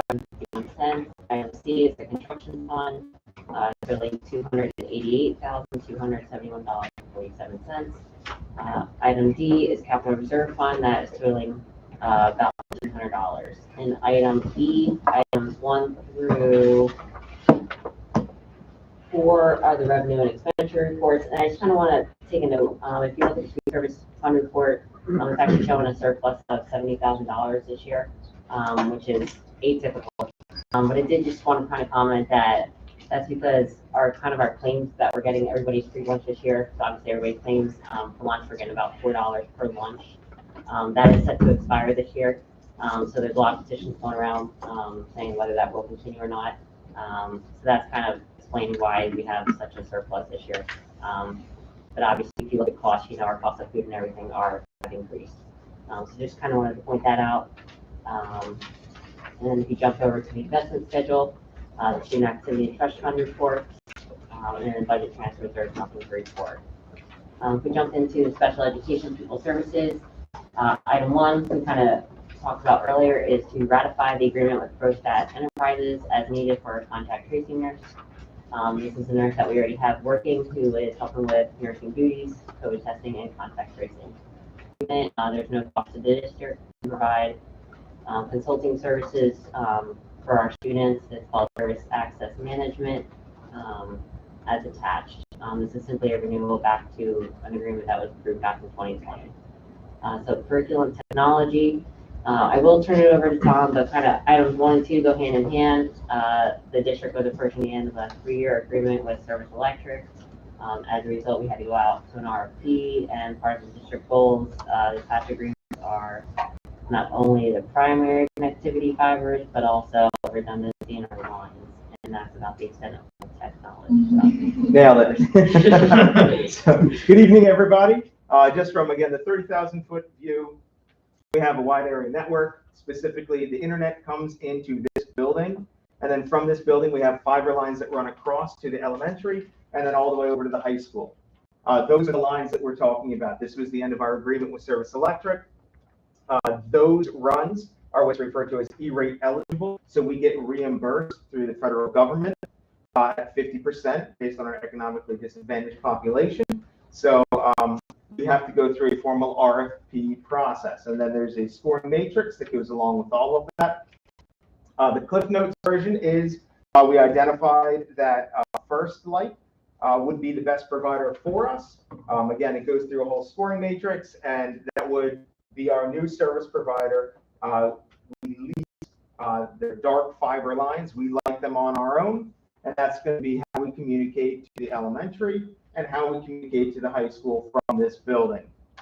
A big district goal that has actually been ongoing for a while now is delayed a little bit due to COVID, but it wrapped up really well with the RFP process that we're doing right now, we actually had a second bid out there for the 9 different companies that bid on this project to see what it would cost to add a redundant line from the high school to the elementary. So if for whatever reason, the fiber lines get cut between this building and the elementary, they're not completely dark without internet. So we'd be able to automatically reroute that traffic through the high school to the elementary. Nowadays, internet is a must. It's really hard to go without it. All of our systems basically rely on it. We cannot be without it. So that's why we have 2 internet service providers coming in. So if one of the internet service providers goes down, we can fail over to the other. This is the final piece to that redundant connection. So if that fiber line gets cut, we're all still with internet. So the redundant line is not E-rate eligible, which is why I added it as a second line item to the agenda tonight. Okay, any questions on that? I tried to spell it out in a nice memo that hopefully read in English to everybody. So hopefully that came across okay. Do you want me to dive into item number 4 while I'm here? Yeah. Yes. The redundant line isn't in place yet, is it? It is not. Nope. And we actually are able to work with the company to make sure basically it doesn't go in the same poles. It goes a completely different route. So again, if the line from here to high school is taken down, it's not a redundant line as well. Okay. Good question. All right. Would you like me to dive into number 4? Number 4 for me has been the heavy hitter. Both of these have been big projects. This one, once every 4 years, is the dreaded super big project. So as everybody knows here, we're on a 4-year technology cycle. And what we try to do is make sure we have set expenditures for our technology budget. The biggest budget line item are the devices that we have for all the students and staff in our district. So last year, the board was very kind to go along with kind of something I pitched out there where we know we have a global backup of devices. And we know when we go to order these, if we waited until July, which is when the fiscal year rolls over, if we go to purchase then, we won't receive those devices by the start of the school year. So what we're doing is something that we've never done before. We've rolled some of that money basically where we were planning on using next year into this fiscal year. So that allows us to execute on an agreement with the company this fiscal year. So again, based on all of that, we started our research as early as November, and we met with many companies, but it ended up coming down to the big 3. It came down to HP, Dell, and Lenovo. So we demoed all their devices for student devices, for staff devices. We had pros, cons, included the technology committee, and ultimately it ended up coming down to 2 main things. It was price and availability. So not every company was able to ship within the timelines that we were looking for. And admittedly, I mean, we don't want to overspend taxpayer money. So we wanted to go with the lowest option as long as it was still viable, which I'm happy to say it is, with the exception of the staff device. So I want to go through that very quickly with everybody right now. So I got to put together a handy dandy memo, mainly to keep me on track. So at the K-2 age range, we had iPads in place. The Apple environment is up and going. The students and teachers have embraced it, and they're doing very well with that. We do not want to upset the Apple cart at this point in time, especially with everything else that's going on. So we plan to continue K-2 with the iPads. Then starting in 3rd grade, we are piloting this year in 3rd grade and 4th grade with Chromebooks. And based on that pilot, based on feedback from the technology committee, based on my conversations with all the other school districts, we're going to be moving forward with Chromebooks in grades 3 through 12. And that is something we're very excited about. They're a lot easier to manage, easy to replicate if we need to swap something out. I can give a different device that looks the exact same to any student. So we're very excited about that. And then we have the staff device. So again, we went through all different devices, and we ended up coming down to 3, and then ultimately selected the Lenovo X1 device. This is the only device that was not the cheapest. But for the added cost, you're getting a bigger screen, a screen that has some built-in blue light protection for our teachers, a faster processor. It has a built-in digitizer. So that little pen that everybody uses, it's right there so it doesn't get lost. Metal casing, devices that actually ship with it being imaged with our image. So as soon as we get it, we basically inventory it and then get it out to the teachers a lot quicker. And then Lenovo also is the one that hosts the imaging server. So as we're moving forward strategically to minimize the servers that we have on-prem here, this fits perfectly with our model. So instead of imaging taking 2 hours, now it takes 40 minutes. So we're really excited about the turnaround time our techs will be able to do and get these devices back in our teachers' hands. So again, 30,000-foot view, that's really our recommendation. And then, of course, there are some desktops across the district, whether it's Raptor Food Service. And then we're also going to have to implement one more computer lab at the high school because we have Microsoft Office user specialist courses that need a PC. So we found an appropriately priced all-in-one desktop, and what we use for the Raptors, the food service department, offices, front offices, and it will be the same one for the computer lab at the high school. So really that's going to get our district down to 4 devices, which is very, very, very manageable. So that makes it really fantastic for our techs, better service, better turnaround time. So those are the devices, but it's never as simple as that because we're also evaluating our repair company. Trinity 3, now called Trifecta, they changed their name. They have been trying to work with us. They've been growing a little bit faster than they've been able to keep up with. But through the past months, years, we received too many devices back that were not properly fixed. Too many devices back that were the wrong devices. Not to mention the turnaround time was not appropriate.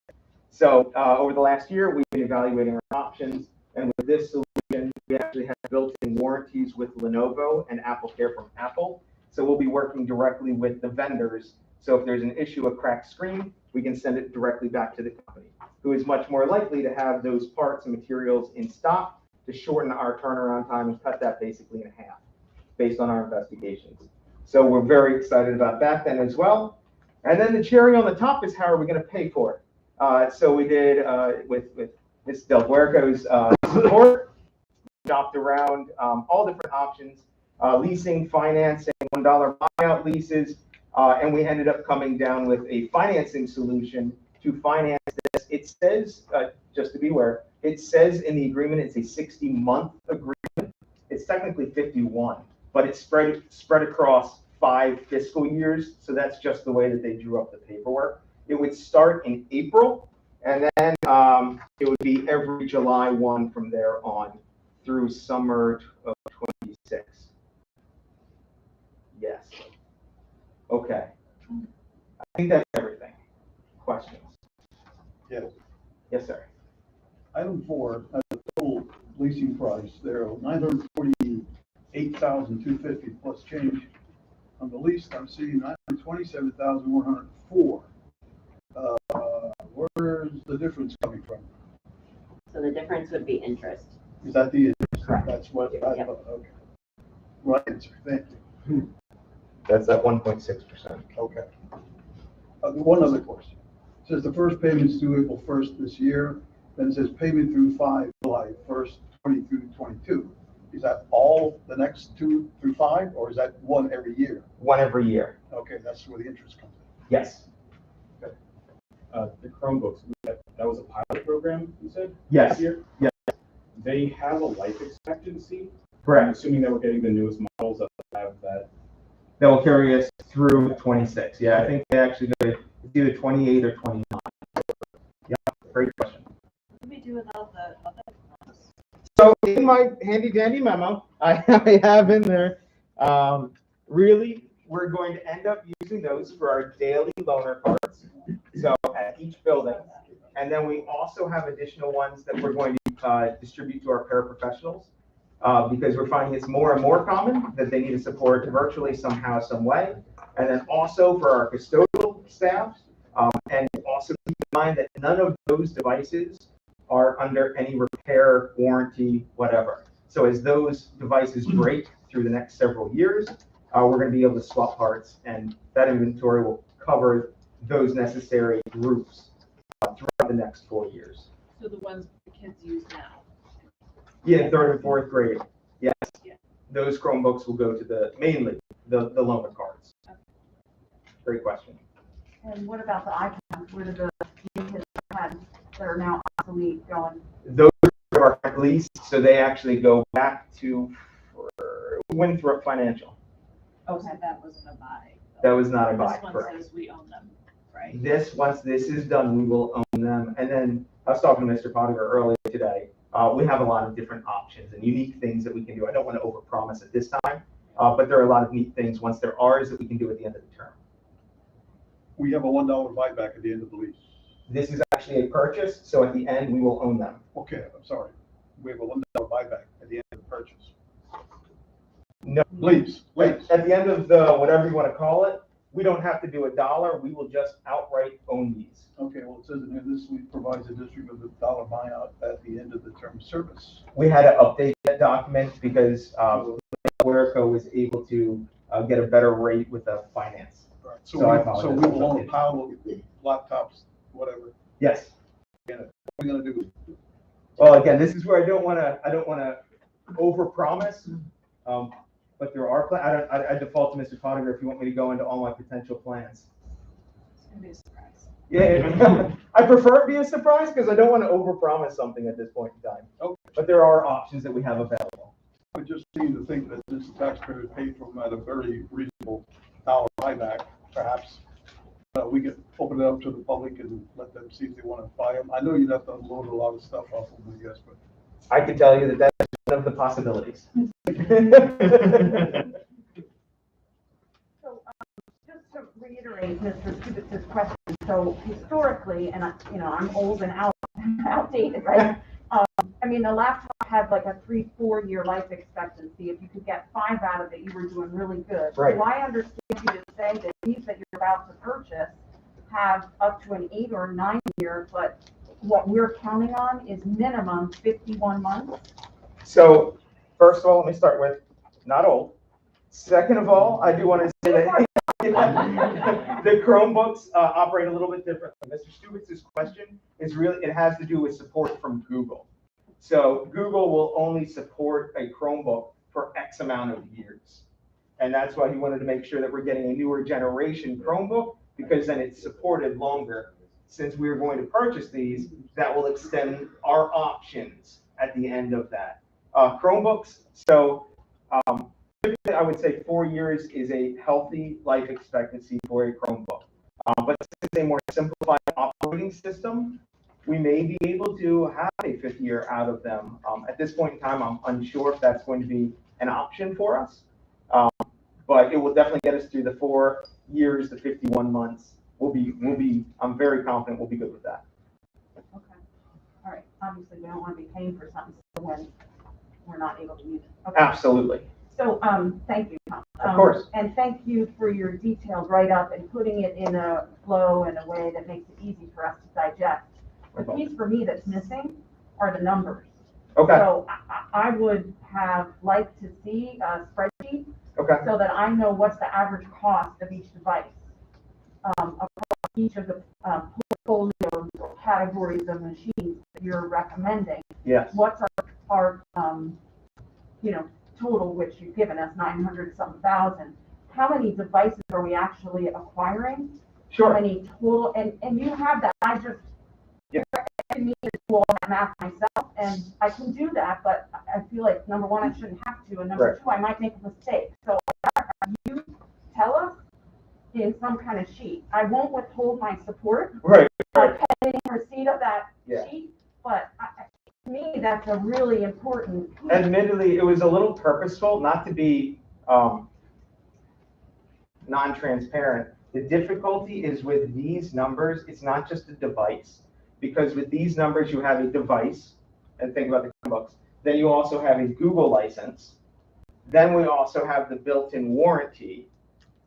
So it ends up becoming very muddy. So the muddied number that I would give you, it really wouldn't be accurate. And the companies don't really flesh it out for you. They don't necessarily always give you a line item. So that has made the process slightly tricky. But that's why you don't see a specific number, because inevitably what you start thinking is, well, how can I compare that to what we had before? right? And then you might compare it, and you might see that overall the cost is up, but what you're getting within this unit price is much more than just the device. So then I'd have to go back and try to find a way to unit rate the insurance plan that we have with Trinity 3 for the devices. It became very muddy. Yeah, I feel like maybe you can simplify it just by helping us understand. We're talking about acquiring machines at $300, $500, or $3,000. Like big picture, what are they costing across each of the categories, and generally, what's our average cost per device? Yes. And in terms of the differences of in the past to now, just do your best apples to apples and then footnote the differences. So yes, they're going to be more expensive now because these new numbers include X, Y, and Z. Absolutely. So, I mean, I'm not asking for, you're a master negotiator, Tom, and so really I'm comfortable with your ability to manage this really well. But to say yes to a $900,000 expense, and I in my head can't say that's buying us 1,500 machines. And at an average of $575 a machine, to me, I feel remiss that I can't say that. Fair enough. And if you'd like, I have all the numbers. I can. Yeah, I mean, after, just please follow up. Sure. Absolutely. Any questions? Thanks for putting all together. It's a ton of work. Yeah. Thank you. Huge goals for this year, so thank you for pulling that all together, working with the stakeholders to get the device, and then negotiating the best price for the district. Moving on to H facilities change orders. There are 4 change orders. The electric company that we partnered with, Ace Electric, they are working. We skipped 3. Count up 1, 2, and 4. Item 3 is for the curriculum for our virtual academy. Yep. That is that for this evening. Okay, you're good now. So Ace Electric is and a lot of the bills and the change orders came in just recently. So that's why these are listed, and they're all Ace Electric ones. So the first one is for this library partition wall. KCA built in an electric movable wall, but forgot to spec out electric. Of course they did. I lost my agenda. Item 2 is another Ace Electric one, and that one is for, we had to relocate the door entrance to the nurse's office. Got moved to the right when you're looking at it, but in doing so, the light switch and outlet was included in that change, and again, I missed with that. Item 3 is to relocate the ceiling height. We talked about that one before. This was a miss in the plans.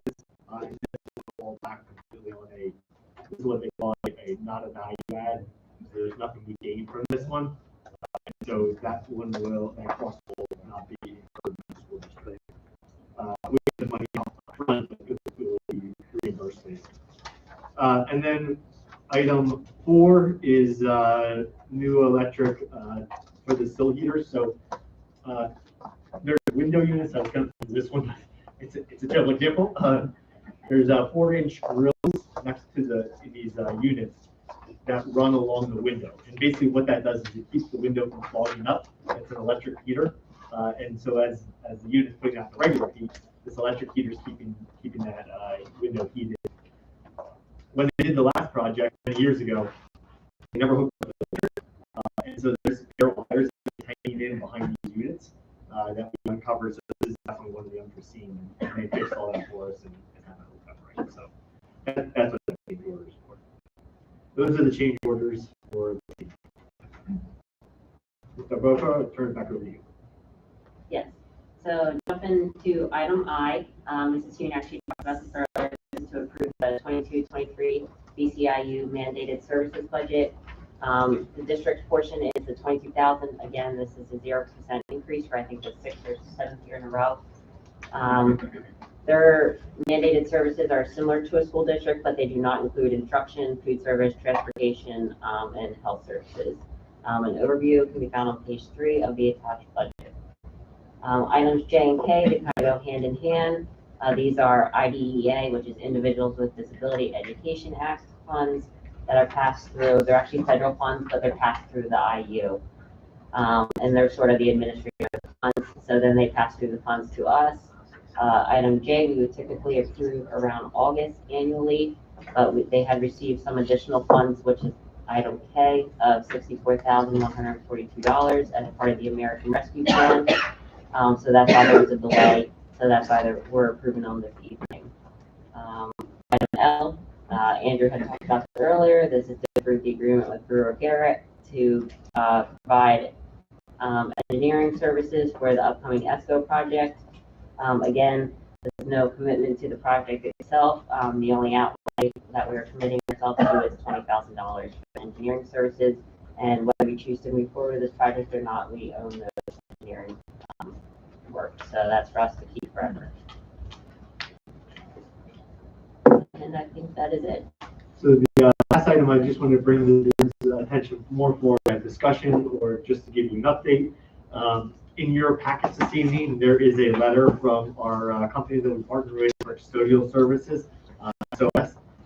They are thanking the board for increasing the rates for the minimum pay for custodians. They're asking for an increased rate. They're sharing some of the ways that they're trying to recruit. Just to provide some statistics of where we are so far. We are to have 11 SOS custodians. We have 6 so-called filled, and we lost 1 today, so we have 5 out of 11 filled with that contract. We've been short-staffed since before COVID even happened. We've asked for additional help during COVID, which they were unable to do for us. Currently, the custodial supervisor has shifted hours and is now working, instead of being the custodial supervisor, working in the evenings to basically offset the missing staff. The one benefit of the contract is we only pay for people when they're here. So the missing positions we're not paying for currently. The last statement in that letter talks about a separation agreement or a meeting separation from the contract. This contract is set to expire in July 2022. And so there's obviously 3 options. We stick to the course and see if we can get anyone. We increase the rate to what they're asking, or we go out for an RFP and look for additional services or additional new services from the custodial contractor. We've developed the RFP. Mr. Betzel has spent a lot of time developing that, working directly with KKLL to develop a legal RFP. It's a different change of service from the custodial service perspective. So right now we buy people. So I mentioned 11 people to clean the building. The model will now shift to clean the building. I don't care if it takes 100 people or it takes 1 person, but every night this building's got to be cleaned, and we're just going to pay for a cleaning service to come in and do that. A couple of little wrinkles that go along with that: snow cleanup, because we don't have people here. So it makes it a little bit unique, but we think we can do it. And I think it's going to be a much better service for us to be able to just come in and clean the facility. And so there's companies that preliminarily we've talked with that are interested in this model. So my recommendation and our plan right now is to put that RFP out, see what interest we get, and then we'll bring that back to the board for consideration. And if there are companies that we want to partner with, at that point we can make an agreement, and then we can separate with our current contract that's in place. So that's where we are right now. The daytime janitors that we're seeing. That daytime janitor has come back from sick leave. Okay. So he's back. So we will be covered during the day and just have the cleaning company do it at night. I'm sorry, yes. So the immediacy that person's back. Long term, if we would shift this model, we would still own the person that would be the daytime person would be bringing that, and that would be for all of us. We think that's an important piece that that person remains for anyone. It's fine. From a lifetime, a long time ago, I thought they at one point had hired some of the students for part-time work at the schools to do that. Are we still doing that? Is that still available, or because of COVID, did you want to do it, or did they take it? Last summer, we had most students that worked with us. I think we had 12 or 15 students, if I remember right, that worked with us. So we absolutely offer that. We do it in the summertime. We don't do it during the school year. That's actually today. Was it today? Was that That was today. 3 days ago? No, that was this morning. We talked about that exact same thing. Some summer support to help with all the devices coming in, some summer support for custodial pieces. It wouldn't be possible during the school year. I mean, I'm talking, 10 kids, 3 hours a night, 2 to 3 hours a night, yeah. 30, 40 hours, you got a one week full-time person there combined. If the dollar per hour is equitable to the $13 an hour, you want to pay that. It's just, I guess, something to consider. Yeah. I worry a little bit, just because of the students coming in working where they just left, the balance between homework, the balance between school life, and then I don't have a better way to say it except the awkwardness of coming in to come in and clean. But not opposed to it, I just think it's somewhat of a unique circumstance. In the summer, there's not an issue at all. We actually have a lot of kids over last summer. I mean, the high school kids to the middle school and the elementary school, there's not really a socially awkward component to it. You don't have classmates just dropping stuff on the floor like people. And that's right. Right. Yeah. Exactly. You bullies, student children. And there was a time in my life, yes, I 100% would have done that. I was a horrible person, so that happens. I'm a better person now. Okay. But it does. I mean, Mr. Hefner brings up a very good point. It clears up a big issue, and if you set it for, their hours are 3 to 6, they're getting home with plenty of time to do dinner, have interactions, sports, all of those things are still available for them. Right. And, if we're paying $11 an hour, the Giants paying for part-time, shelves. It would be 13. Yeah. So, I mean, they're going to be making more cleaning up the, the schools for the littler kids, So, and then that's also community pride. Mm-hmm. Fair enough. Yeah. Good. We'll look into that. Cool. Good idea. Any additional board discussion? Hearing none, can I get a roll call, please? Mr. Hefner? Yes. Mr. Hohenschel? Yes. Mrs. Hume? Yes. Mr. Reitner? Yes. Mr. Sheets? Yes. Mr. Stevens? Yes. Mrs. Walliser? Yes. Mrs. Eisner? Yes. Mr. Weidman? Yes. 9 yeas, motion passes. All right, moving on, superintendent report. Can I get a motion in a second? So the sheets. Over here, sir. Thank you. So just the first, not a lot of superintendent reports this evening, a lot of curriculum. But the main thing I want to just spend a couple minutes on, in your packet this evening, you have, and obviously you have the mid-year goals. What we also did this evening was put together a summary. So the mid-year goals is a 8-page document. What we did is streamline that into a 1-page, here's the big things that are happening. So just because, and I don't want to sound like I'm talking about anyone, so just bear with me for a second though, but from a bigger perspective, how do we develop the goals? So we had a strategic plan process that happened, started 3 years ago. From that process, developed essentially a Gantt chart of how we were going to accomplish where we were going to be in 4 years from now. We have to do a strategic plan every 4 years, and so we're actually going to be looking at doing that next year. But through that process, I've developed these goals in really 4 main buckets. So the first bucket is communication. The second bucket is a supportive, safe learning environment. The third one is, the second one is high quality instruction. The third one is safe learning environment. And then the fourth one is organizational efficiency. This is how we bucket it, this information. We have objectives that we target each year then to ensure that we're working on our goals. Some are just a 1 year, and strategically said we're going to target that one this year, such as the devices that we just talked about. Others are more long-standing and might be a multi-year goal that we put forward. So just to highlight the key things here under communication this year, one of the key goals, we put together a website. So we're kind of familiar with it now, but that happened this year. That was a huge transition, a lot of content, a lot of development that took us in the spring until the summer to get that up and running. But now we have a new website, we have a smartphone app to go along with the website, and a lot more user interfaces that can occur. High quality instruction. we're doing a lot more classroom walkthroughs, and we also are putting together in conjunction with that. The state came out in the middle of all this, a new evaluation system for professional employees, which was pretty intense, and so we had to put that together and basically develop our own plan for that. We were the leaders in the county for that, and a lot of schools came back to us to talk about how they were implementing that. This one was one that almost caught us by surprise. Last time they did a teacher evaluation turnover, it was a really multi-year rollout, professional development. This one was kind of within 90 hours, and then June said, hey, we're doing a new teacher evaluation. Didn't seem like it was going to be a big deal until we started uncovering the layers, and wow, it was pretty intense. So I give a huge credit to Carly and Mandy. Mandy, they have been the spearheads for being supports for our teachers through the pandemic, getting in, providing them curriculum resources, when things weren't working from the technology side, from curriculum.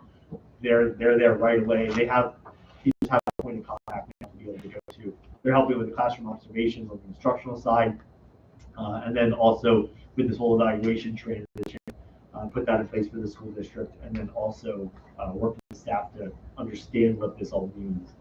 So again, a huge lift on their part, and that was a huge goal for us this year.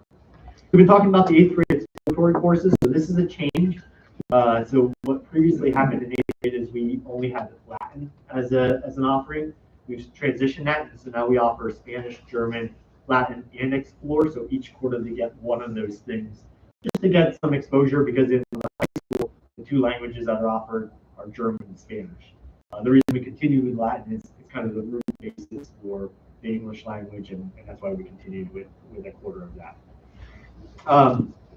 New computer science courses. So you can see the 2 listed there: AP Computer Science and Contemporary, and then Social Studies course, Contemporary American Media. Those are the 2 courses that were implemented this year. We also implemented, we've talked about this one for a little bit, 2 mandatory courses in the high school. One is a freshman seminar to give study skills as students are transitioning into the high school, be a little bit more independent. They now have to take a course that is specifically on organizational skills as independent learners. And then flip on the high school senior lens, when they leave, we put a career planning course. This includes resume building, interview skills, financial planning, some of those key concepts that we want to make sure they're equipped with before they walk out the door. Interventionists. So interventionist concept is these are teachers, there's 6 of them district-wide, that go in. If a student is struggling in a regular classroom, we want to give those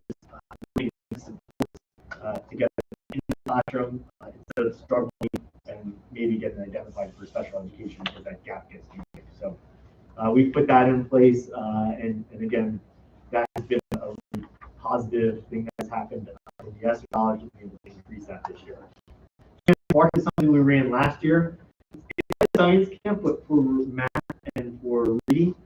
We did that last year as a way to, there was a lot of talk about learning loss and what can we do to support students because of the virtual learning. It was very well received. We had over 120 students that participated.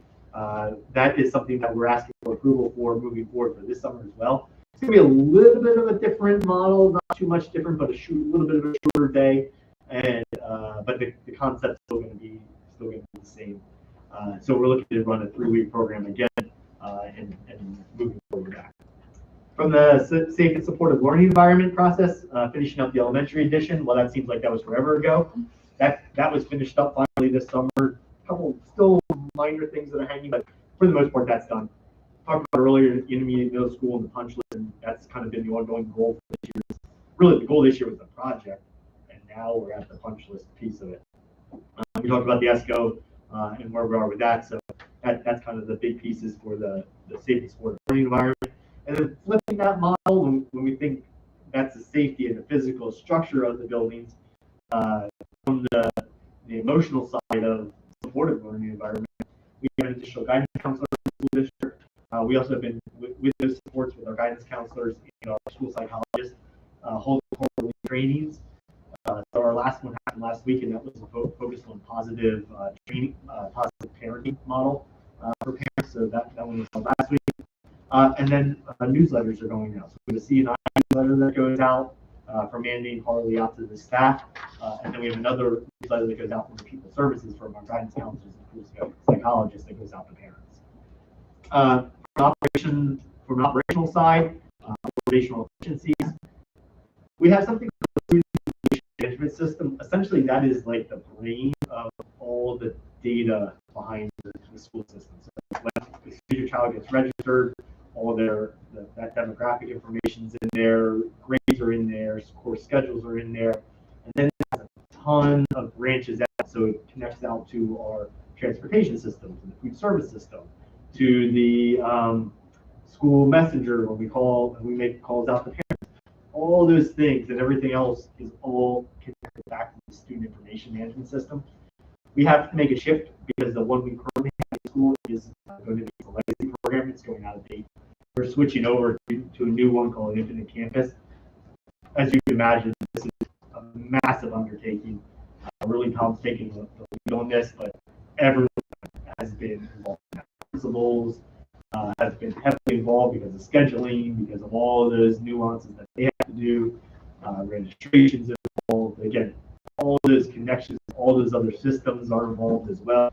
So this is a massive turnover that we're doing this year, but we'll be implementing that live for next school year. Recruit and hire, so we're switching over our HR software, and that's been a pretty big transition as well. We heard some of the feedback from the board most recently in December when we talked about recruitment and some ways we can better publicize our job position, our job teams, and honestly our workflow wasn't great on the back end because of the technology system. So we switched over to new technology program. We're pretty excited about that transition. And then 2 new contracts. We have a new contract with a food service management company, Carol Gilbert Consulting. They've been a really good partner with us so far. Then Education Solutions Services, our new kind of professional contract. That's new this year.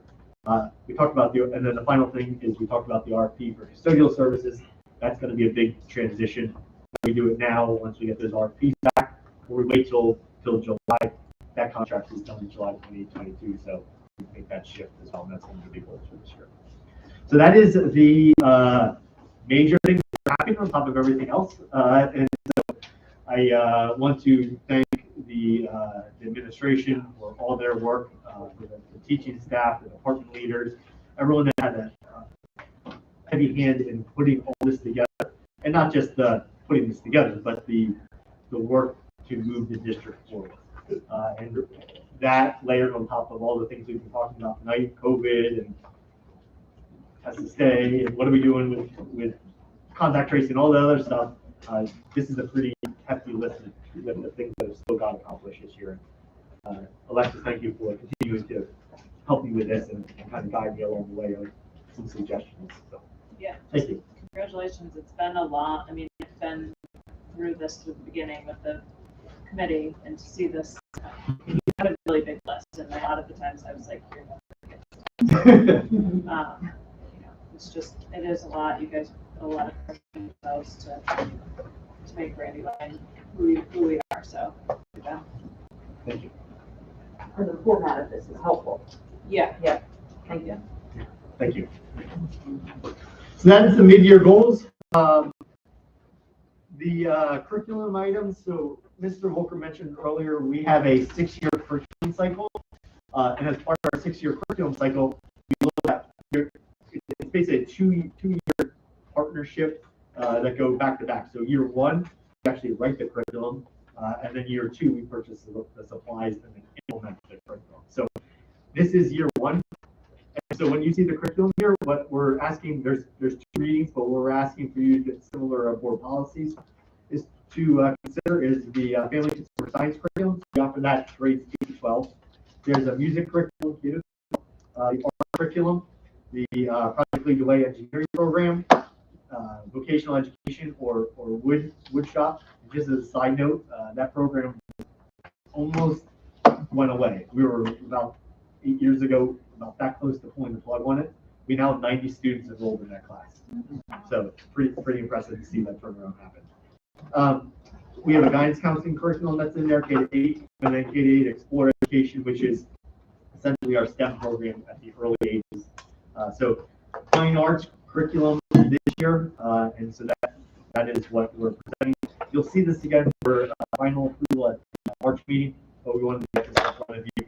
If there would be any questions relative to the curriculum, please reach out to Mr. Volker in between now and next month. There are questions relative to that. And then finally, we mentioned as part of the goals document, the summer learning program, Camp Spark, and so this is the approval for Camp Spark. We would be offsetting the cost of Camp Spark through the ESSER grant dollars. So there would really be no district cost to run this. And those are the items under the superintendent report. Any more discussion? Hearing none, take a roll call, please. Mr. Mitchell? Yes. Mrs. Hume? Yes. Mr. Rightower? Yes. Mr. Sheets? Yes. Mr. Stevens? Yes. Mrs. Walker? Yeah. Mrs. Eisner? Yes. Mr. Hefner? Yes. Mr. Wageman? Yes. 9 yeas, motion passes. All right, personnel report. Can I get a motion and a second? Sheets. So not too many things under the personnel report this evening. One of the neat things to highlight though is C1, that is the approval of a physics teacher. Just to put this into perspective, if I'm not mistaken, there was one physics certification in the entire state last year. So we were really lucky to pick this gentleman up, second career, and was looking to get into education. And we had him do a mock lesson with some of our students that are in the physics class, and really made strong student connections, did a great job teaching. So we're really excited to be bringing this gentleman on as our physics teacher. How did you find him? Just out of curiosity. Random. Really? Just random. When I saw that, I was like, wow, that's like him hitting a ladder. It seriously was. I know. It was really impressive. And there was actually, admittedly, another physics teacher we had even interviewed. This gentleman had a personality and connected with the kids and knew physics. So it was really neat to see engaged lessons happening that were connected to kids. So, Congratulations. yeah, really cool. So we're excited for that opportunity. We have the co-curricular appointments for our spring athletes, our spring coaches. So that is under co-curricular 4A. Spring athletic event staff, that's 4B. I have the 3 resignations from our Y Club staff leaders that are listed this evening.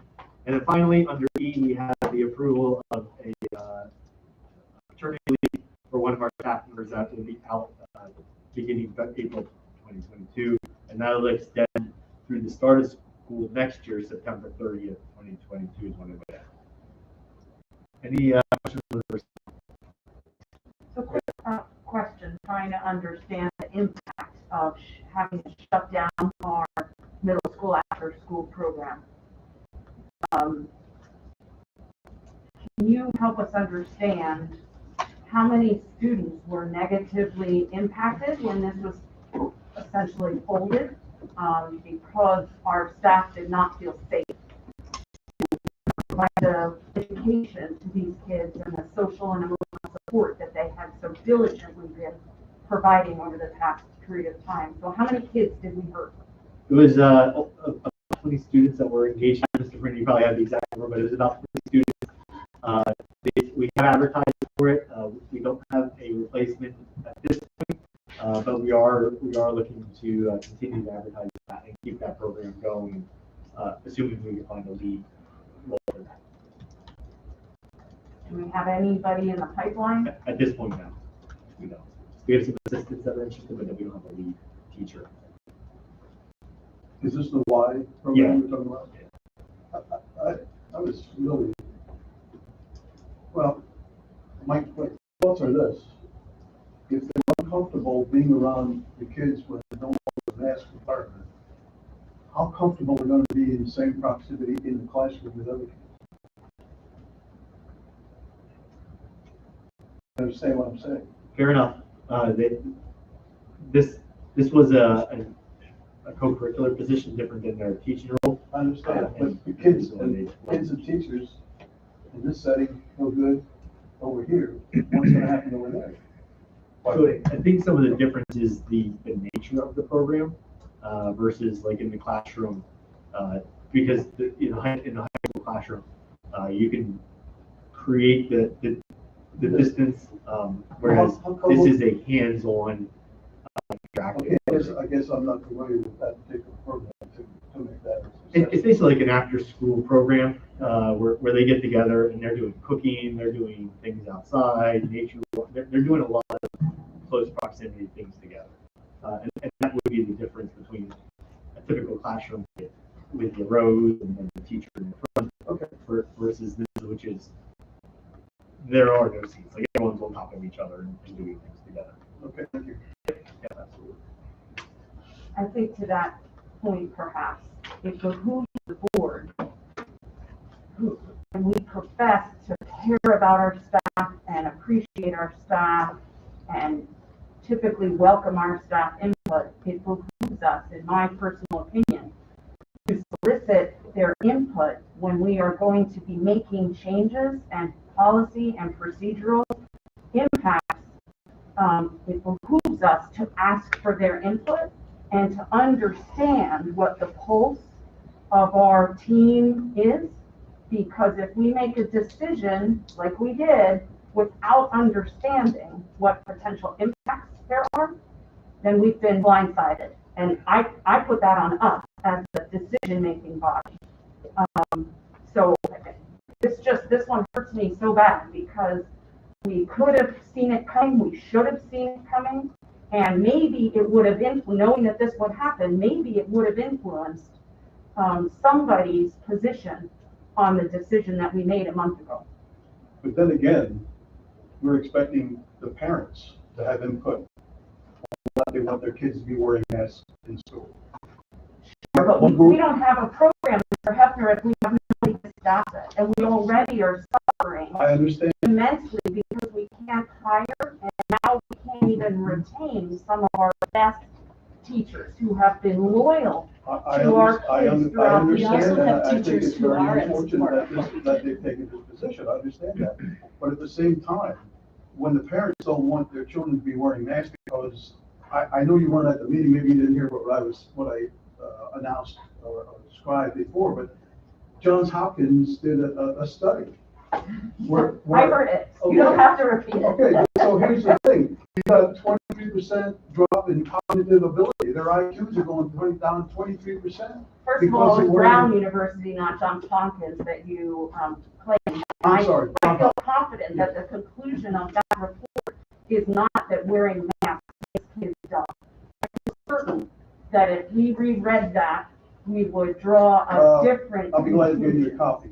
Well, I also think that the thing that you're forgetting from that study is that it was actually referencing broad ranges of socioeconomic classes, and that 23% was actually. How do you know that? Because I've been studying. Because it's more representative. It is more representative of the lower socioeconomic classes, which typically would not have parents that are going to be able to be there with their children to be able to help them through these times, right? Because they have to work and they've got to hustle and grind to make a living so they can. That's a pretty bold assumption. Well, you know what I mean? Here's the thing. Everybody can get a report to back up anything at this point, right? The reality is we lost 3 good teachers and we're losing a program that we really busted our ass. So are you saying we should go back to having the kids wearing a mask? That's what I voted for. Okay. So if you would like my opinion, yes. Okay. And the point I was making is that I'm disappointed we didn't know that this is how these folks felt before we made our decision. I'm just suggesting that it might have changed the outcome of a very close vote. I feel like, we've got bargaining unit representation in the audience. I would challenge you, Mr. Donato, please speak up on behalf of your team when we're making these kinds of decisions and policy changes that will ripple through the ranks. So again, not a criticism of these folks in any way, nor of you. What I'm trying to say is please give us input to help us understand. We might have still made the same decision. But without knowing that, it's like, what am I doing? As our board is as polarizing as the faculty is. You have just as many staff members that feel passionately to allowing the children to not learn math. Then I Show would us challenge the them to data. that Show us document. the data then. And to defend Mr. Donato, Mr. Donato and I have been in constant communication, and he has been Absolutely. informing me of the perspectives of staff and sharing with me. So, you know, I don't want to put it on Mr. Donato to say, well, you should be spoke up. There's constant communications happening. Yeah, and I'm not saying that you shouldn't have, I'm saying point time forward.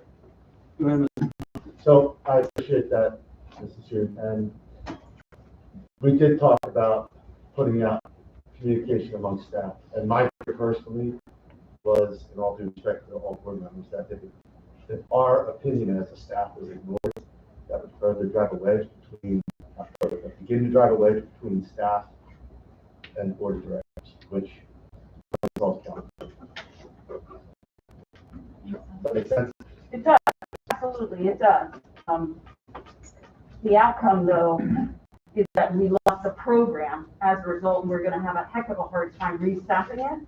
And even if we can muddle something together with some people between now and the end of the school year, I can't imagine that we'll find people as talented and capable and committed and passionate as those three But we could have lost staff that members. program. What's We that? could have lost that program. Because why? If the decision was the same, and we took to your point, you're saying we should have surveyed the staff because we would have had a clearer understanding. The concern was it would have drove, you ask for someone's for opinion, you have a majority of people say they want this, and then the vote's done differently. Obviously, you have eroded a lot of trust and confidence because that hasn't been taken into consideration. You still would have lost those staff.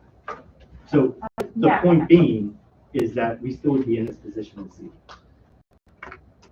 I guess if the team of 9 looking at that input from people we say we value, if this team of 9 chose to ignore that, then yeah, that would drive a wedge, and that wedge would be real, because we're talking out of both sides of our mouth then. We're saying we value you, but we really don't value you enough to modify our own personal biases to create some kind of model that works for everybody. So I hear you. And again, not trying to criticize what's happened. I'm asking proactively, point in time forward.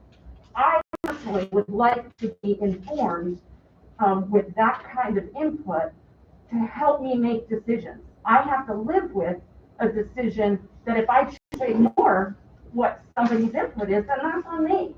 But not having that input and then after the fact having to suffer the consequences hurts me, because this impacts 20 kids who desperately need this program, I'm told, anyway. So point in time forward, that's what I'm asking. Any additional board discussion? Hearing none, can I get a roll call? Mrs. Yu? Yes. Mr. Raymore? Yes. Mr. Sheets? Yes. Mr. Stevens? Mrs. Walliser? Yes. Mrs. Egnor? Yes. Mr. Hefner? Yes. Mr. Hohenschel? Yes. Mr. Rice? Yes. 9 yeas, motion passes. Is there any additional public comment? Hearing none, any further? Not public comment, board comment. Board, I was getting there. I do apologize to my colleagues. However, something that I realized that we did not do at our reorganization meeting is we did not assign an alternate to the JOC. They still have Mr. Galassi as the alternate. So I do need one volunteer to be my alternate. I'm going to just give a brief synopsis, a very brief synopsis. Okay, I can sum it up very quickly. Who likes free dinners? Okay, so if you have to go to the JOC meeting, here's what I'm going to tell you. You're going to get a free dinner at 5:30. The students make it. It is absolutely delicious. The JOC meeting typically takes 30 to 45 minutes. The actual voting meeting takes about 15 to 20. They are a heavily committee structured board. So realistically, when you're showing up there, everyone has already kind of decided on what the plan is going forward. And it is just a very different kind of board structure. But it is very nice. So, and again, I'm going to go back to free dinner. So It's a very good meal. it is. I mean, it's phenomenal because it's the culinary arts kids. So they're learning how to work at high-end restaurants. They're serving, they're plating. It's really the kids do just an amazing job, and you get to interact with grade 1 high students. We actually had a grade 1 high student. Of course, because I'm awkward dad, I was like whistling and clapping when they announced that kid was for Brandywine. None of the other JOC members did that for their students. It is fantastic. It really is. So if there is anyone who is interested, if you could let Andrew know before the next meeting, we'll add that to the agenda. And where exactly do they meet? So they meet at either the East Campus or the West Campus. So the East Campus is located in Ole, right next to Ole Valley Elementary School, Middle School, right near the Redners there.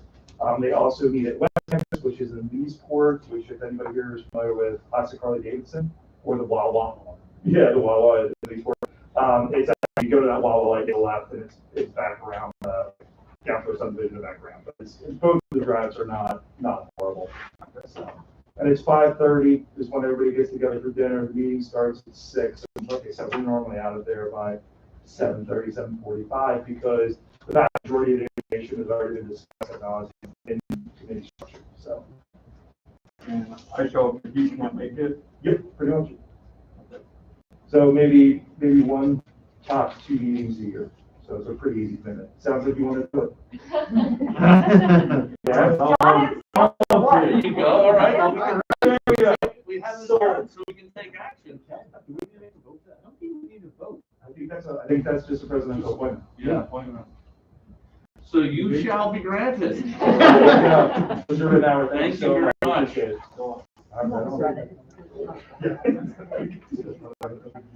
All right. A motion and a second for adjournment. So move sheets. Thank you, everyone. All right, thank you.